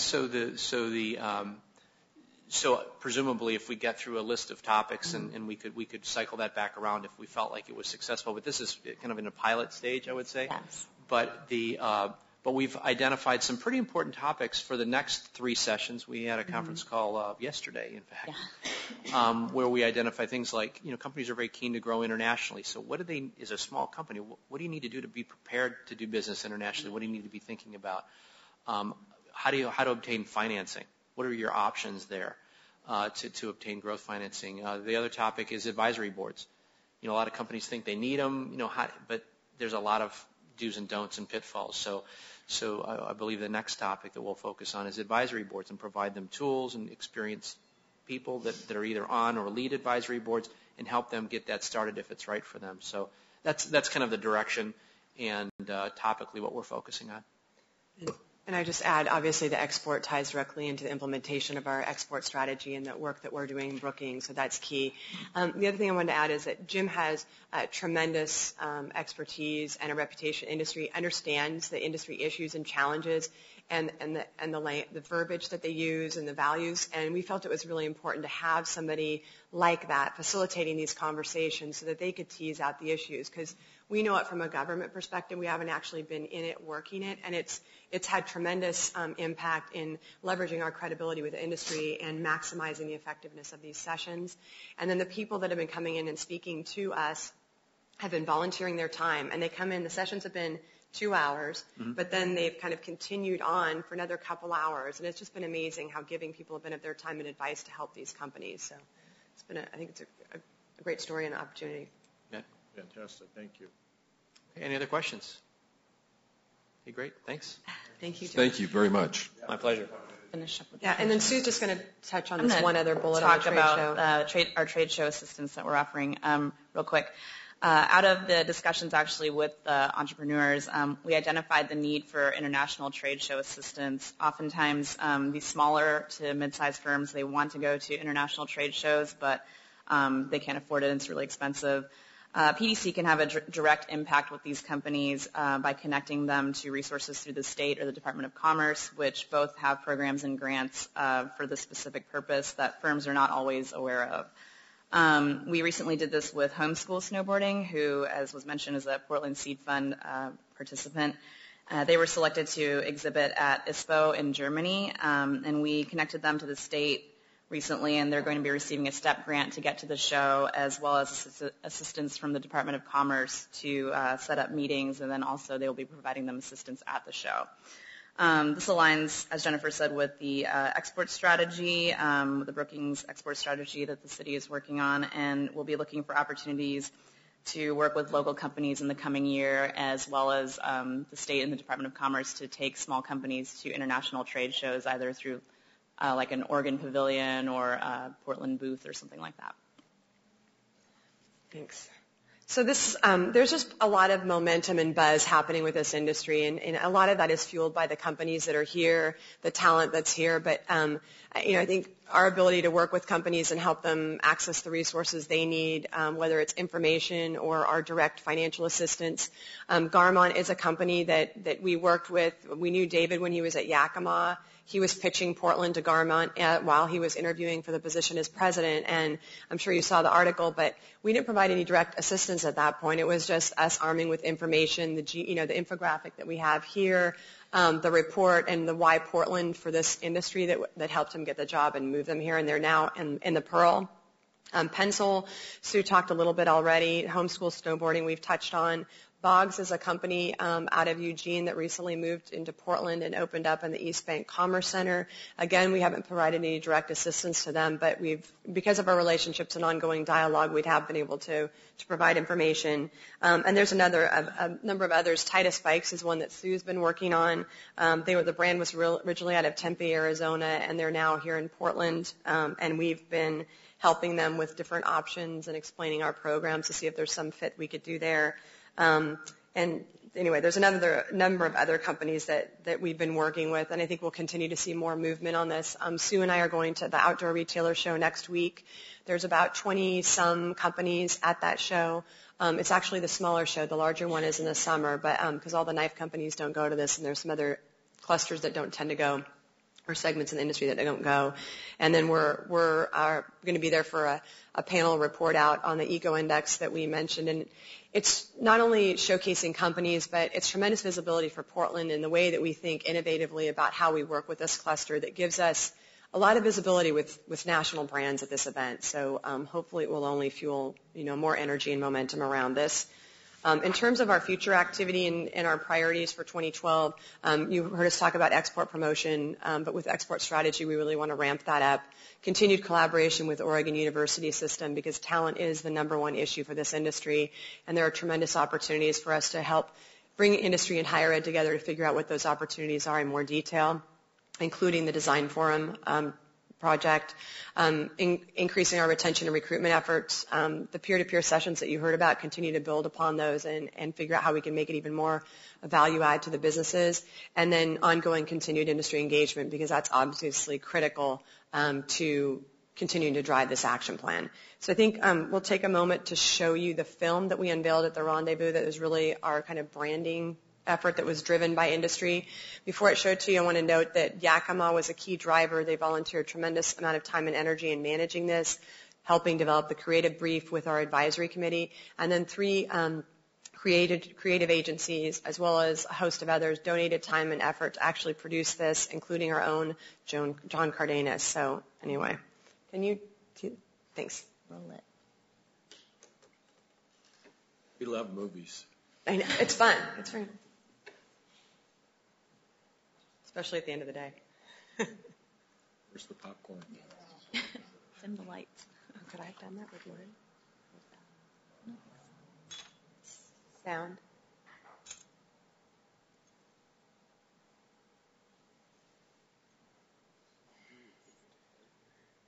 The sound is one of the best parts.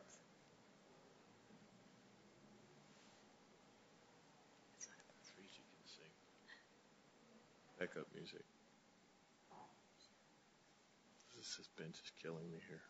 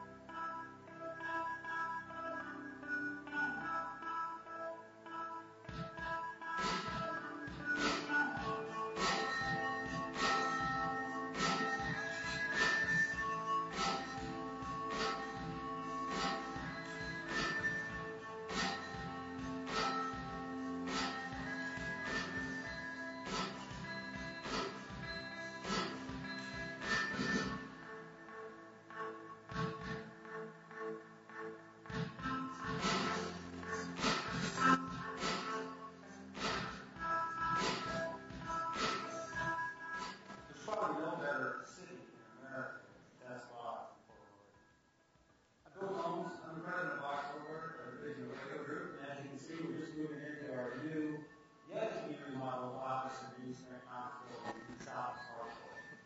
When we were looking to expand, we had offers from Reno, Salt Lake, Boise. We chose Portland because only Portland has all the kinds of people we need to support us going forward as we expand.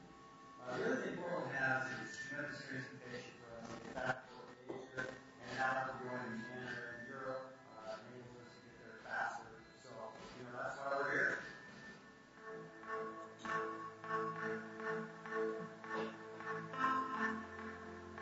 I moved here to spend less, not to make more. And that's not an issue of money, but it's time, it's energy output.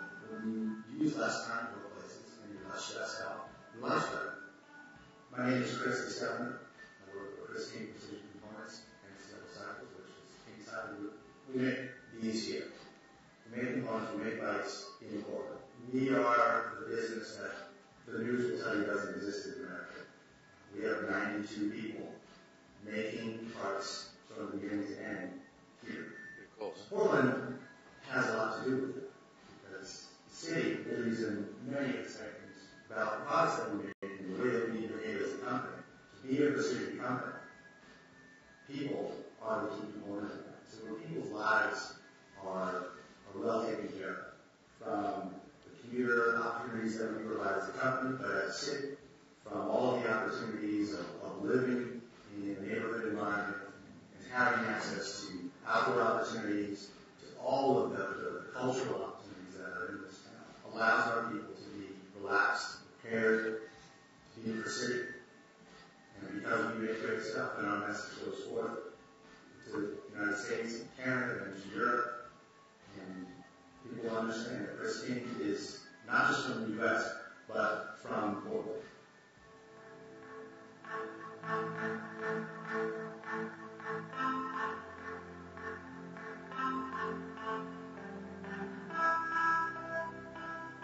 If you tell somebody to wear it on, it's not as powerful as them picking the product that they love and putting on.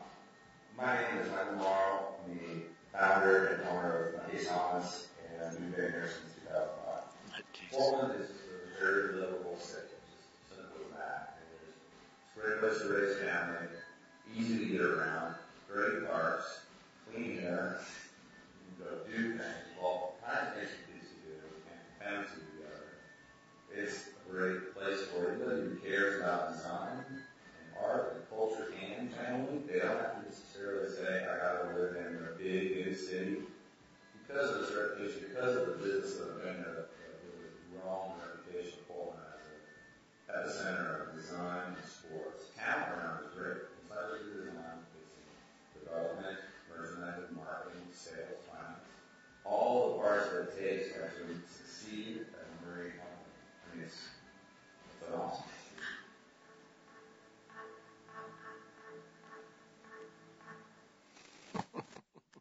Rockstar. Fantastic. Thank you. I think the only thing I'd note is, I don't know if you saw, but the Business Journal just had an article today that James Curley is at the White House today, being recognized with Governor Kitts Hopper for their efforts to bring more manufacturing onshore. So I think it's a great opportunity to, again, showcase a Portland company and what's happening here. So happy to take any questions you might have. I want to start because I want to remind everyone that Jennifer had Sue's job, so she was responsible for this industry until she got kicked upstairs as Patrick moved into the executive director job. So I told her there's no pressure on her in terms of the future. But this industry in particular, I think, was one that we looked at and said, you've got an industry that's on fire. I mean, people are record profits, record sales, but the question was for us, could we get the big boys to play with the little boys, right? And it's an industry that's different in terms of us having companies of those magnitudes. And what we have found is that they're more than willing, and they are participating. The other thing that I think is fascinating is that we talked about the peer-to-peer here in the last presentation. We were talking about the seed fund, the mentoring program. what I have heard from each one of the industries, that's so fascinating to me, that especially at the small company level, that there is a tremendous desire to work with each other and help each other out. And so what we have done here actually is within these industry clusters have provided opportunities for networking that never happened before, that never had an opportunity to happen before, and give that mentorship and that opportunity to talk to somebody who's taken it to the next level or might have dealt with the technical problem that you have. And that goes far beyond the dollars or the sales of the other things that we do. So it's very exciting to me. And seeing that movie, gosh, can I move here? Charles, I'm going to let you start with this one. All I have to say is it's a great momentum that we're seeing, and it's being focused, and you touched on all the key points, Chair Andrews, regarding smaller companies having access to larger companies, and that just promotes a growth spectrum for everyone. And when I look at this chart, and we've seen this, or a version of this a few times, the peer-to-peer meeting that you had today, was it individuals who represented some of those dots, or are they new? Yeah. Yes. So that's how we're connecting. And some new ones. Because homeschool wasn't on there, I don't think. Oh, yeah. So mostly, I think there's some that are dots on there, and there's some new companies that aren't on there that are engaged in those discussions. Okay. And you come out of those meetings, obviously, with points and questions, and we modify our strategy and our plan based on those meetings, and that's reflected in the presentation that we're seeing. Yes, and I think, Jim, one of the things we've really felt important was if we're investing time, there's very limited general fund engaged in this. It's just the facilitation piece that we're helping support and sponsor. Everything else is in kind. But that there's accountability to the companies that are there, and they not just show up and walk away because then no one's benefiting. So they have an agreement, essentially, that they follow up on that, explore those opportunities, and like Jim said, they come back and report back on what they found, if they actually implemented it, or if they were, in some cases they found out, hey, we're already doing that. Somebody on my team's doing it. And in other cases, it was a matter of tweaking something that they were doing or trying something new. So because we have continued good attendance, we think that they're feeling value out of it as well. So. And the last question I have is there a clear bifurcation between large and small as far as the common themes of this is what we'd like to see or this is what we need? Absolutely. Yeah. I think a lot of the smaller companies really need more of that hand-holding. They need visibility. If you look at Nike, Adidas, and Columbia, they've got tremendous resources to positioning them and marketing and branding them. They have huge teams of people that they can dedicate. They've got government affairs people both here and in D.C., and I think they've been very gracious in kind of carrying the weight for some of our small and medium-sized companies, but they obviously have more resources to do that. They already have a global presence.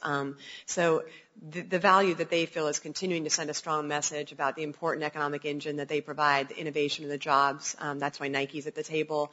And then really addressing that talent pipeline and how to further our position as a design center. So it's exciting to have them at the table as well as the small and medium-sized companies, and they really get along well together. Yeah. And I fibbed one more question. When you look at the larger companies, are they really talking more about increasing exports and the smaller companies talking about selling into the local larger companies? Or is that an oversimplification? The larger companies are obviously looking at expanding markets, acquisitions. There's constantly movement in the industry around M&A activity.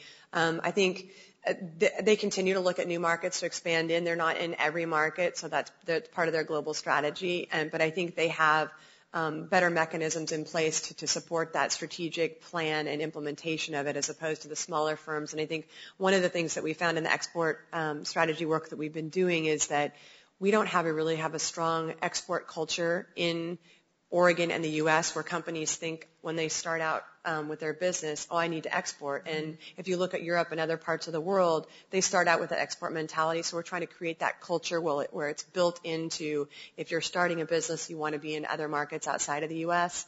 So with homeschool, they were already there.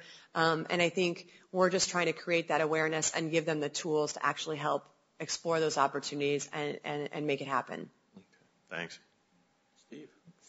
Wow, unbelievable, huh? You guys are having spectacular success. It's nice to see the Portland Seed Fund generating the businesses that are attending in some of your conferences. A couple quick questions. How many of these companies were homegrown, and how many moved here to Portland? I don't know the exact statistics, but the ones that we highlighted today, High Tech and Garmont, were not. They moved here. They didn't have a presence. Just thinking about some of the Boggs was Eugene based, so there was an Oregon but not Portland. Some of the other ones we've worked with, Rafa is a UK based company.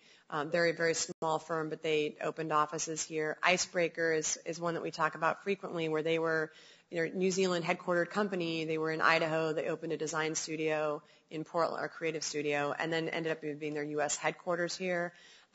Yakima, Chris King, all those companies, Keen, were all from California, other parts of the country, and have moved here. The companies that we've been working with for the most part on this peer-to-peer roundtable are, I think, all homegrown. The one that is Showers Pass was in California and then Washington for a while. Yeah, they were in Seattle.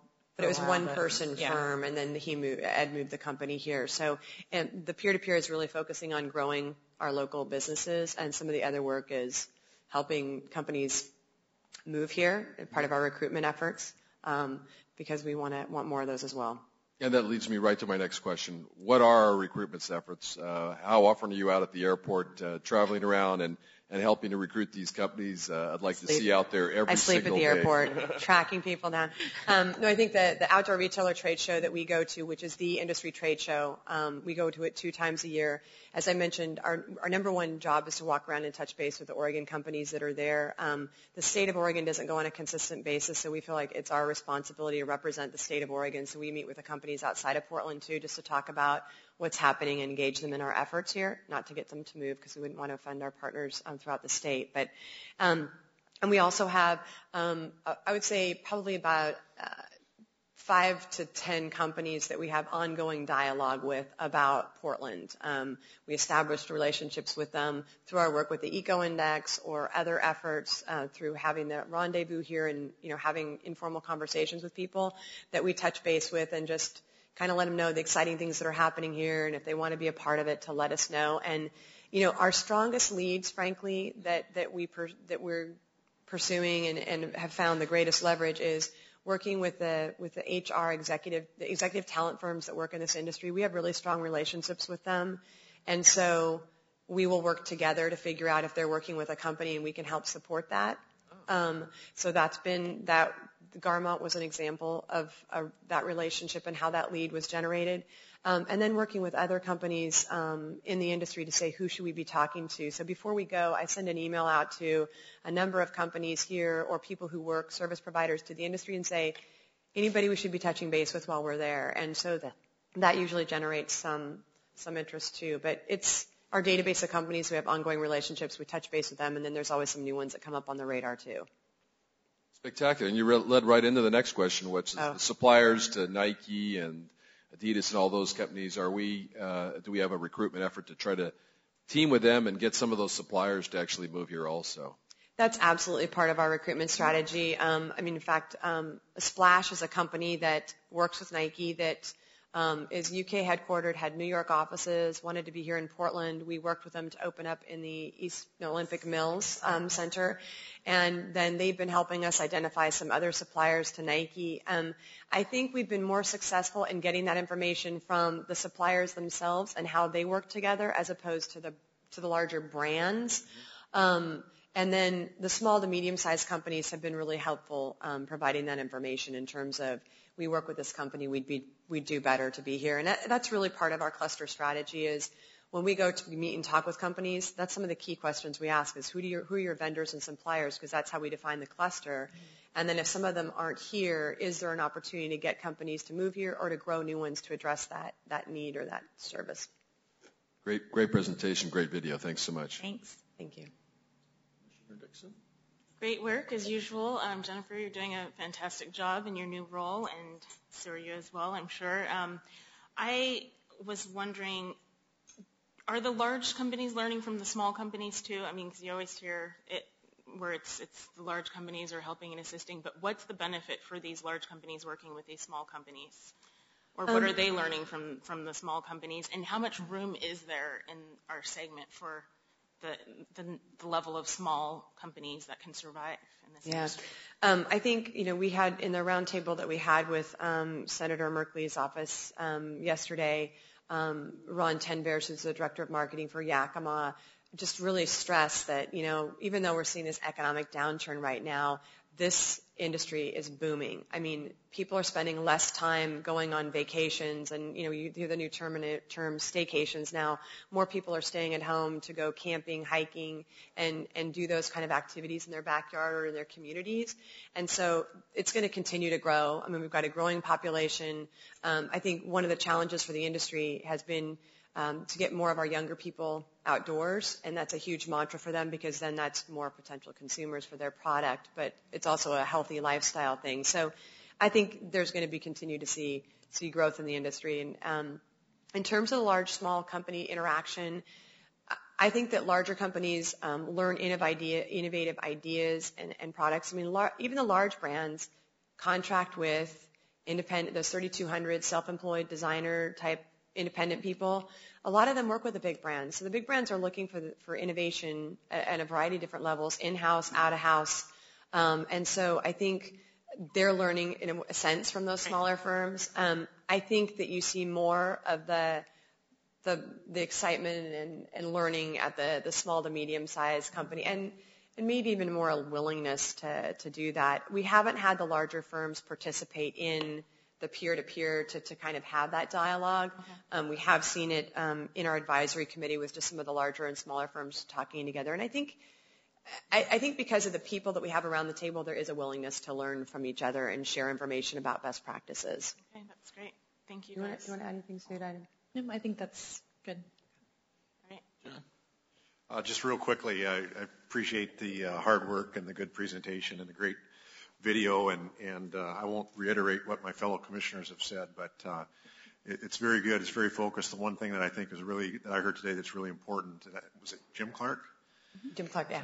Talked about the mentoring and the classes where you're teaching businesses to help them make sure they become successful, and I think that's really important. And I think Aneshka and I have seen that in our industry that we've both spent a lot of our time in, and it makes a difference of not just starting up a business and 6 months later closing it. I mean, that's not a win for anybody. So to see those kind of efforts where you try and help people grow and become successful is really important. So thanks very much. Thank you. Great, thank you. That was informational item, and as always, Charles was right. We lost the time. Sorry. It was a great presentation. I had to watch the movie. Yeah, the movie. It was the movie. Over. So the meeting of the Portland Development Commission is now adjourned. The members of the Portland Development Commission will now meet as the Commission's Audit Committee to consider Commission's comprehensive annual financial report for the fiscal year ended June 30, 2011, and related matters. But all of us up here need about 5 minutes, I think. So it's the usual 2-hour break. 5. All right. Adjourn.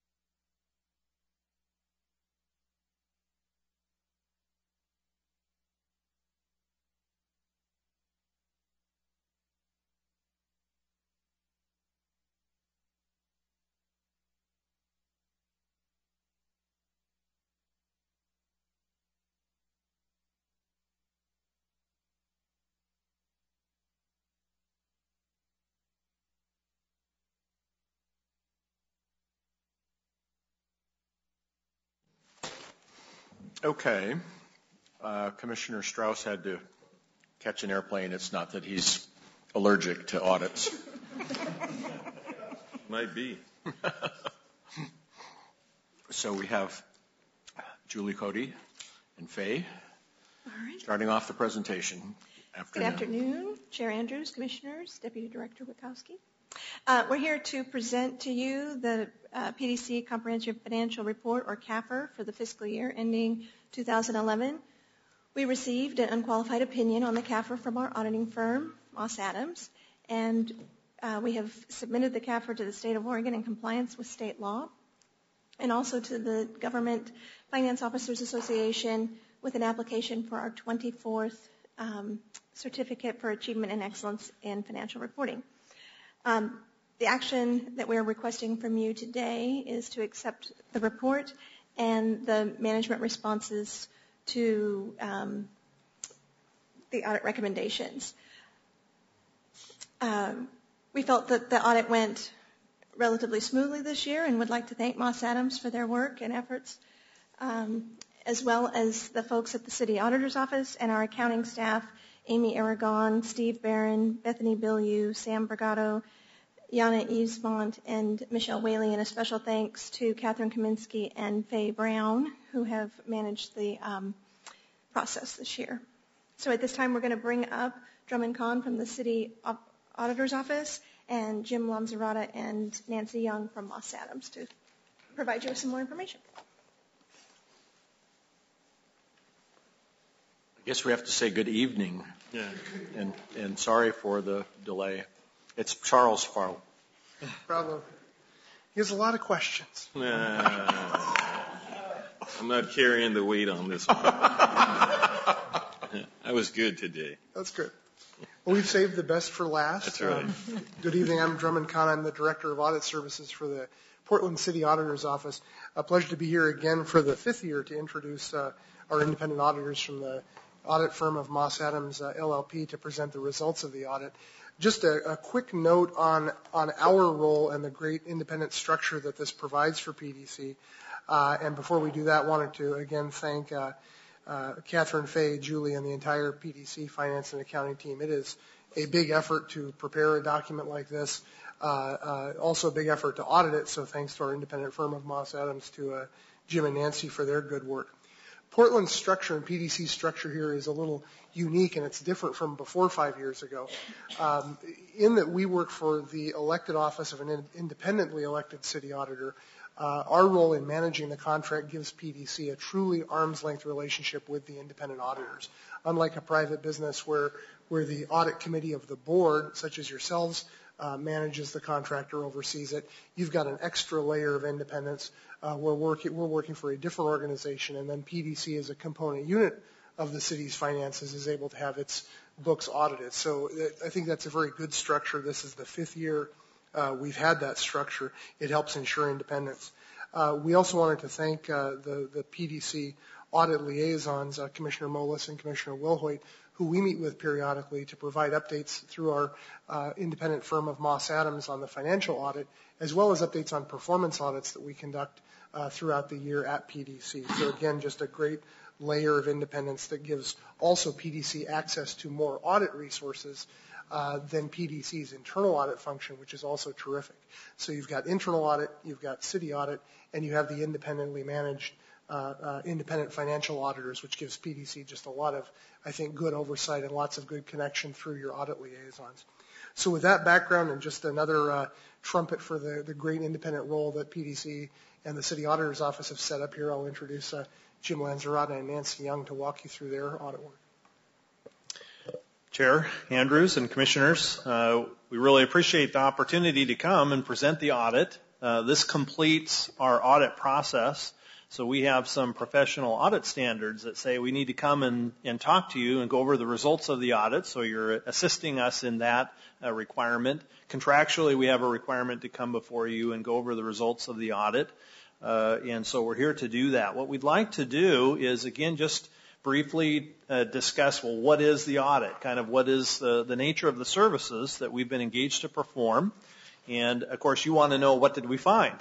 So we've got a number of reports that demonstrate the results of our audit that are inside the bound covers of your financial statements, so we'll go over that.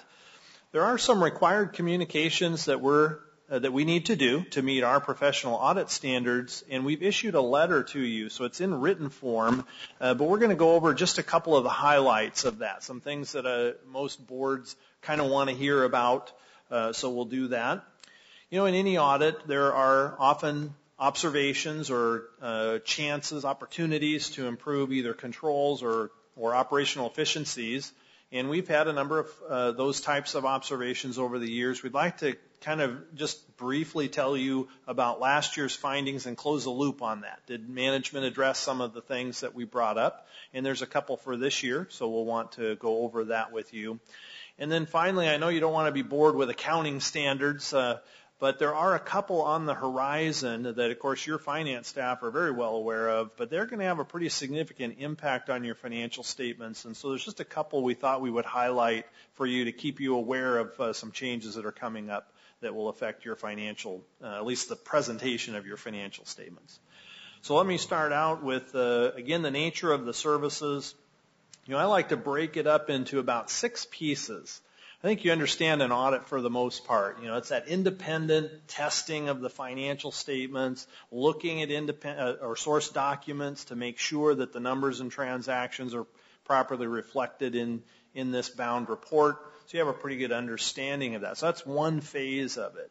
Another phase is that we're required to look at and assess the internal controls that management uses to accurately capture all of this information. So do you have some good vibes that they can capture accurate information and portray it correctly within this document? So we've done that, looked at the internal controls. We've got some comments for you. Now, you're very fortunate that you've got staff in Faye and Catherine and the other folks that they mentioned. They can produce this document in-house. They've got the experience and expertise to do that. There aren't, believe it or not, there aren't that many governments in Oregon that have the talent in-house to do this, and it's left up to CPA firms or other contracted persons to do that. So you're very fortunate.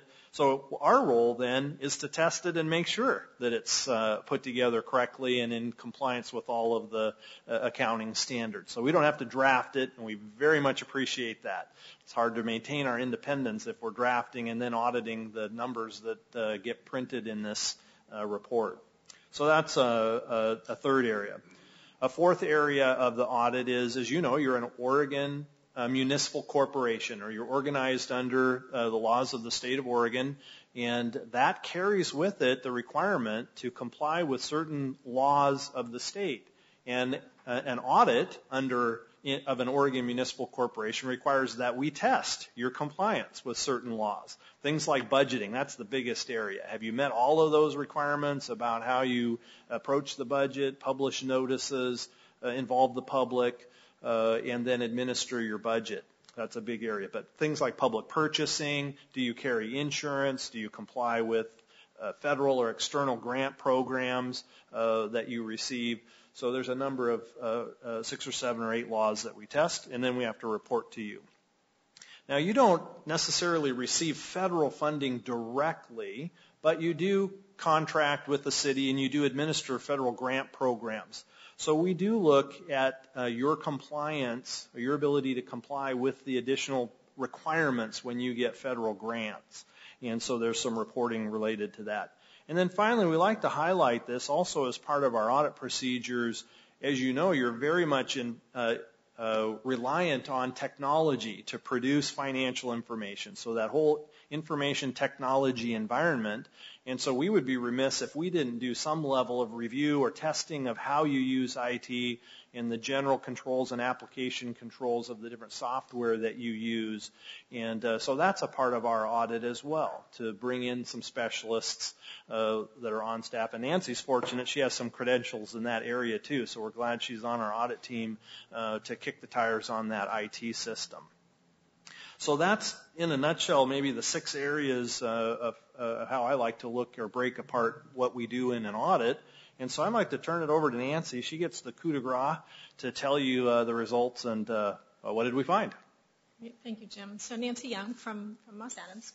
And the first and most important thing, and as Julie has already shared with you, you have received a clean opinion, an unqualified opinion. It doesn't get any better than that. So congratulations, to the entire Portland Development Commission. We also issue a Generally Accepted Government Auditing Standards report. That report, and I would just kind of want to point out a couple things here if you don't mind following along with me. That report starts on page 130. And on page 132 is a finding that we want to discuss with you. And in that discussion, I'd also like you, if you would please, to put a placeholder on page 22 and 23. It'll better help you understand the content of the finding that we want to discuss with you. So we did note this year that there's a significant deficiency in the internal controls, and it specifically relates to GASB 54, which has to do with the implementation and classification of your fund balance. And the fund balance is applicable to your governmental funds. And if you look at page 22, at the bottom you've got assets, liabilities, and then fund balance. And fund balance, new this year because of GASB 54, is the breaking out of your fund balance into different categories. Those categories are supposed to be meaningful to the financial statement reader. Well, when you look at that, the category for restricted fund balance means there's an external party, a law, a rule, a regulation, some contract or grant that requires funds to be spent in a certain manner. You as management don't have the option to change the use of those funds. The next category down is committed funds. Committed funds are those funds where you as the board has made a decision to designate funds to a particular purpose. You pass an ordinance or a resolution so stating the use of those funds. The next level down is assigned funds, and it means that somebody within the Portland Development Commission in a management position who's been given that authority can make decisions with what to do with those funds, but there's no resolution or ordinance. For the committed and assigned, the same level that sets the assignment or the restriction is the same level that can remove that restriction. But at the end of the day, management has the choice to change the committed or assigned funds. So what we found, and I'm just going to, you can keep your hand on page 22. Well, what there was is that there was a total of $225.6 million in the ending fund balance within the governmental funds. And of the $225.6 million, $34.4 million was reported as committed when it actually met the requirements to be reported as restricted and assigned. So really, at the end of the day, it doesn't change your results. Okay, it changes the classification within the fund balance category. Okay. Let me ask you this just so we can clarify that point, and I appreciate the depth of your explanation. It was very clear. Had that gone through and someone in the public picked it up and it wasn't reclassified in the way you proposed, what's the biggest issue from the public's perspective and from our perspective? I'll tackle that. I guess well, first of all, this is a new standard, so the public is just coming into an understanding of these. Those in the accounting circles that are aware of what the Governmental Accounting Standards Board was trying to accomplish with the standard, the risk would be that there were $30-some-odd million of ending fund balance that really had a higher level of restriction, an external restriction applied to it that didn't get reported that way. So it would have gotten reported down in that lower level of constraint called committed, which is something that you all would have the ability to commit. So it just would have been in the wrong bucket. Mm-hmm. So there's an opportunity for the public to think that maybe there was a lower level of constraint or more ease or flexibility in the use of funds than there really was. And one thing we want to make sure we clarify too, again, we don't want to belittle the issue too much, but recognize that the reason this error came about was really just a misunderstanding of how to report encumbrances. Mm-hmm. Remember, at the end of the year, oftentimes you're committed on a project. You've got a project in midstream. You already have a contract. You're committed to continue to make payments to complete that project. And in the accounting world, we call that an encumbrance. There's a commitment against ending fund balance because you still, you're committed to finish this project. And it's just that reporting of encumbrances that management misinterpreted what is the constraint level associated with those encumbrances and rolled it up into committed, instead of looking at the underlying constraint on the resources that you would use to honor those commitments. That underlying constraint was really a third party or external restriction. So in first year, I think getting clear on that, but the other aspect is it is a transparency issue and a clarity issue, so that the public would see us having less flexibility with regard to the use of funds, when in fact we had a little higher level of constraint and restriction on our ability to use those funds because there were claims or obligations that we had to satisfy relating to those amounts. I would also add that while it might seem simple to just look at those funds and say, okay, so look in the file and see what it is, it might require going back as much as 5-10 years to understand what the restriction was on those funds to begin with. This was not an easy task. This took a good amount of effort and time on PDC's finance staff to dig through those records and at their best knowledge determine what these were. So, it was not easy. The implementation of this was a challenge. We've seen this in all of our clients. It was a big hurdle for everyone this year. So now our expert staff is even more expert, huh? That's right. Thanks. Okay. So I guess just I don't see a line item that says committed. Yeah, correct. So there isn't one anymore. There is no correct. This is the corrected document. Correct. Okay. So the first version we received had the committed line item with the funds on that line, and so there. The difference between committed and restricted. Correct. Exactly. And to just clarify again, the restricted means there's an external party placing a restriction on you. You cannot change it at the end of the day. Committed means that you could change it at the end of the day. Those funds that were originally reported to you as committed split off into either restricted or assigned. Okay. Makes sense. The next area that we would report to you is the report on the state legal compliance. That is on page 133. We had one area to report to you this year, and that is the results of our testing indicated instances of noncompliance related to excess of expenditures over your appropriations in the other federal grants fund. And one of the things about the Oregon municipal standards, the Oregon budget law, one instance of noncompliance, you're out of compliance. It doesn't matter by how much, but one instance and you are out of compliance, and we are required to report that. So the next area that we'd like to visit with you about, it has to do with our Statement of Auditing Standard 114 titled Communication with Those Charged with Governance. And as Jim already indicated to you, we did part of that in our kickoff, the audit earlier. Just a couple areas that we just wanted to highlight with you. One is regarding significant difficulties encountered in the audit, and we're pleased to report that there were none. We always have good discussions with the PDC finance staff, and we appreciate those discussions very much.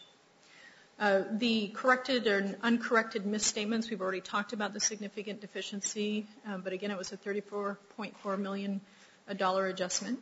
We had no disagreements with management during the course of the audit.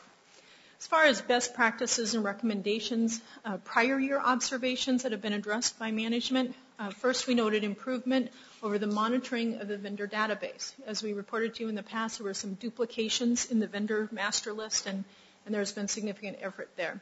There's been improvement in the valuation procedures of that property held for sale. As you know, any given day and the market and the economic climate that we're looking at can change the value of the property based on the need, based on the condition of that property. And PDC has put a lot of effort into implementing procedures to know when to have that property valued. There's also been improved monitoring of the loans receivable. And as you're well aware, a lot of those loans have been moved over to the Portland Housing Bureau. It's always one way to get rid of a challenge is to move it, but there is still some. Then there was also improved identification and communication with your contracts and the commitments that have been made. During the current year, we had a couple observations that we'd like to share with you. One has to do with the evaluation of access privileges for individuals assigning payroll and other non-human resource employees. At all times we want to make sure that we've got good segregation of duties over key processes so that no one individual has complete control. There are some opportunities to tighten that down a little bit.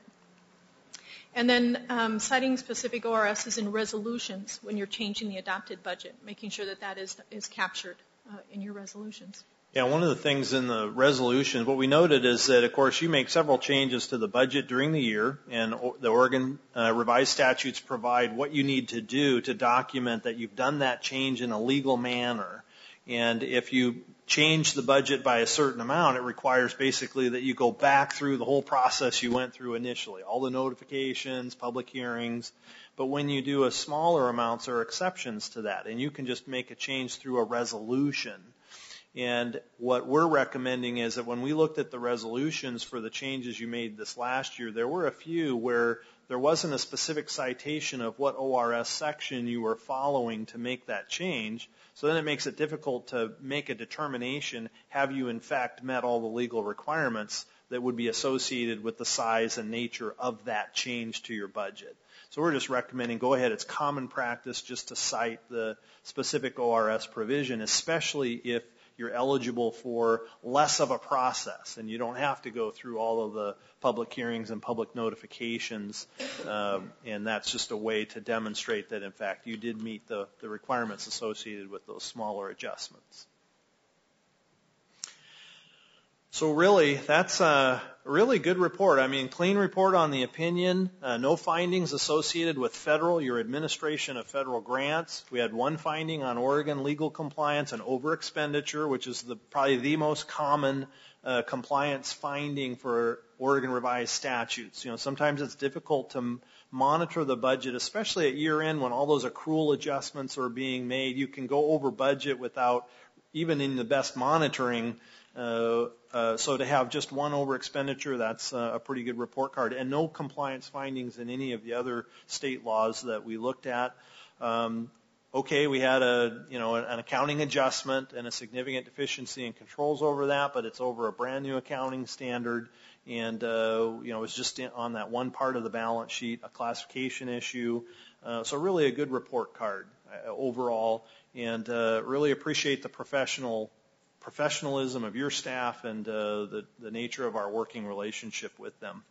So what I want to do is just mention there's a couple, again, not to bore you with accounting standards, it's not the best use of your time, but there are a couple that I want you to be aware of. And just in general, I'd like to mention to you that the Governmental Accounting Standards Board is very active.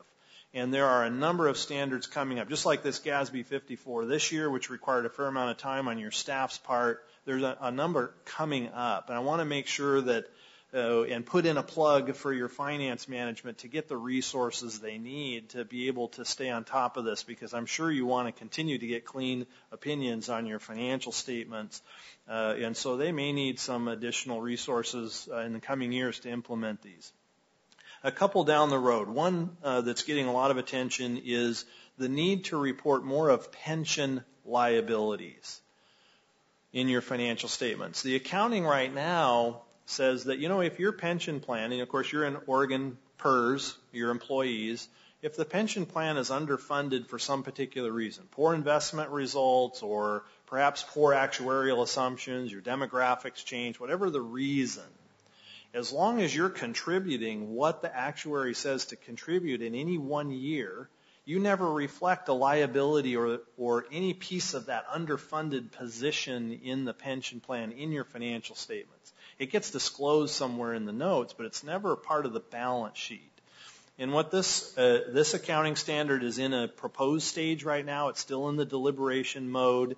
I believe they're trying to issue a standard by the end of June. I don't know if they're going to make it, but there's a lot of pressure for it to be issued in its current form, which says if you're underfunded and you're a participant in that plan, you're going to need to put your share of that underfunded position on your balance sheet as a liability, because basically you're the one that's making the contributions. If you're going to make up for that and make all the payments to the employees for the benefits they've earned, you're going to have to up your contributions at some point in time. And so in the board's interpretation of transparent reporting, you need to reflect that as a liability in your financial statements. So you have to kind of see where is Oregon PERS? I think the last I heard they're about 15% underfunded in kind of broad terms, and so your share of that 15% underfunded would result in a additional liability in your financial statements. So that's on the horizon. The other one that's getting a lot of attention, very controversial, it's a preliminary views document right now. So it still has a couple stages to go before it would become a standard, but it will require governmental agencies to put together 5 years of forecasted financial information and include it in this document. So 5 years of forecasted revenue collections, 5 years of forecasted expenses going out. It's under an initiative that the board has to improve the sustainability reporting of governments. Can you truly sustain your current level of expenditures and operations with the revenues that you have to work with? And it's highly controversial because, as you probably are aware, most accounting is based on history. Let's account for the activity that's transpired and the balance on a particular day, but there's very little of it that's forward-looking. And this will require forward-looking information. So it will require you, and I know you do some level of forecasting, but this will need to perhaps formalize it even more to be able to meet the standard and get that information within this bound report. It'll be difficult to kind of define what's the objective criteria to use to make those estimates and get it in here. And it will create problems for auditors to try to figure out, well, how do we audit against some objective criteria to come up with that? So the audit community is kind of up in arms, those that are paying attention to this. And we're trying to get our clients aware because it may be pretty difficult on your part to meet the requirements of this. The Government Finance Officers Association, which Julie mentioned, you apply for that special award. So that's a big body of people, of like-minded finance officers. If you have concerns about this standard, as I think you should, there's an opportunity through that organization to voice that, and they're highly against this requirement. Would your opinion have to address those forecast results? Yeah, and this is kind of the rub, where they want secret solvency opinion almost. Yeah, the preliminary views document says that where they want this information is included in what we call required supplementary information. Yeah. It's after the footnotes, and we're not required to opine on it, but we're required to alter our opinion if that information is not put together in a reasonable fashion, if it's not meeting the criteria that you set out to in the way you put it together. So it's kind of like, no, we don't have to opine on it, but we do have to alter our opinion if we think it's messed up in some way. And right now, is it expected that you would have the full detailed financial reporting, almost financial statements, projected financial statements or forecast financial statements? That level of detail? Pretty much, and it's on a cash receipt and cash payment basis too, which is a little bit different. You use full accrual in your basic statements, and this will require you to kind of project, I may have earned something, but when am I really going to collect the cash, in what period of time, and drop it in? And same on the expense side. When am I going to cut the check and actually send cash out the door to pay bills? So that's a little bit different counting basis than how you put this together. So that's another element in there. Yeah, it seemed such a contradictory presentation that it could be more confusing than it does add value. And again, I don't want to make it sound like I don't believe it's valuable information. Sure, it's valuable information. The question is this the best document for that type of information to be presented? And then what's our obligation to test that? Even though we don't opine on it, we got to tell the reader if it's messed up or significantly misstated in some way. And so it's going to add a level of complexity to this. So, anyway. Ask a question, Scott? I had heard of the pension proposal, the first change that you mentioned, but where does the second one come from? I had not heard. Yeah, well, the board believes that sustainability is an important concept. And when I say the board, I mean the Governmental Accounting Standards Board. And they believe that future-looking information helps the reader today place financial information in a historical perspective. And they have a concept statement out that says that if they believe certain information helps the reader understand the history and the sustainability, that it would be appropriate to include in financial statements. So it's kind of based on a concept statement where they open the door, and now this belief that this would really help the reader understand the sustainability of the current situation. It's kind of like the federal government. I don't know if you've, I actually went out and looked at it. Federal government issues a financial statement. They have 75 years of forward-looking financial data. And you can see where, they run out of cash in the various programs. And so that's the other thing. They're looking at the feds. They say if the feds can go out 75 years, we can ask state and local governments to go out 5 years and report forward-looking financial information to help us determine the sustainability of our current situation. And circumstances, the first year is the only one that's, Yeah. Of course, we do budget and forecast 5 years out, but it's not done to gas standards. That's the difference. Right. And I can't think of another nonprofit that I've worked for, and I've worked for a bunch that project 5 years out the way we do. I mean, but sounds like more work for Superwoman. Okay. Thank you. Anything else? Just appreciate the opportunity to come before you and deliver really good news. I think overall I'm very appreciative of the efforts that go in by your management staff to do this, and appreciate the efforts of your audit committee too, to meet with us and talk about the audit. And so, well, we appreciate your expertise and all of your experience and the level of diligence that you bring to the audit. And I thought they were taking the level of diligence to a scary level when I looked across on one of my flights to Phoenix and I saw Nancy. I thought she was checking me on the road. But I just want to say that he moved his seat too. I had to get away. I had to get a little farther away. No, but the audit is a necessary product. It gives the public the comfort and the confidence in what we're doing. And we get a lot of benefit and value out of your knowledge and your expertise. And we're talking about new GASBs that have been put into play. We're talking about new ones that are coming down the line. And you bring a level of knowledge and understanding that helps us get positioned to deal with these issues. So we appreciate all of the service and yours as well, Drummond. I know it takes all of the team to work together. And with Julie and with Catherine and Faye, we have great internal expertise as well. But it takes everyone to come together. And our auditor is a partner. So we appreciate the partnership. Thank you. Okay, great. Thank you. So I would look for a motion to approve Resolution 6917, accept and approve comprehensive annual financial report for the fiscal year ended June 30, 2011. And remember, we are acting as the Commission's audit committee. That'll bring silence from everyone. No. So moved. It's like when you didn't eat your spinach, you just sit there at the table for the rest of the night. That's right. Any other discussion? All those in favor, aye. Aye. Opposed?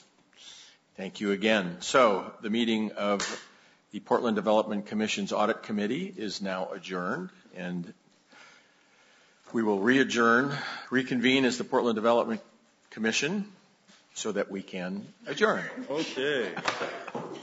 Thanks.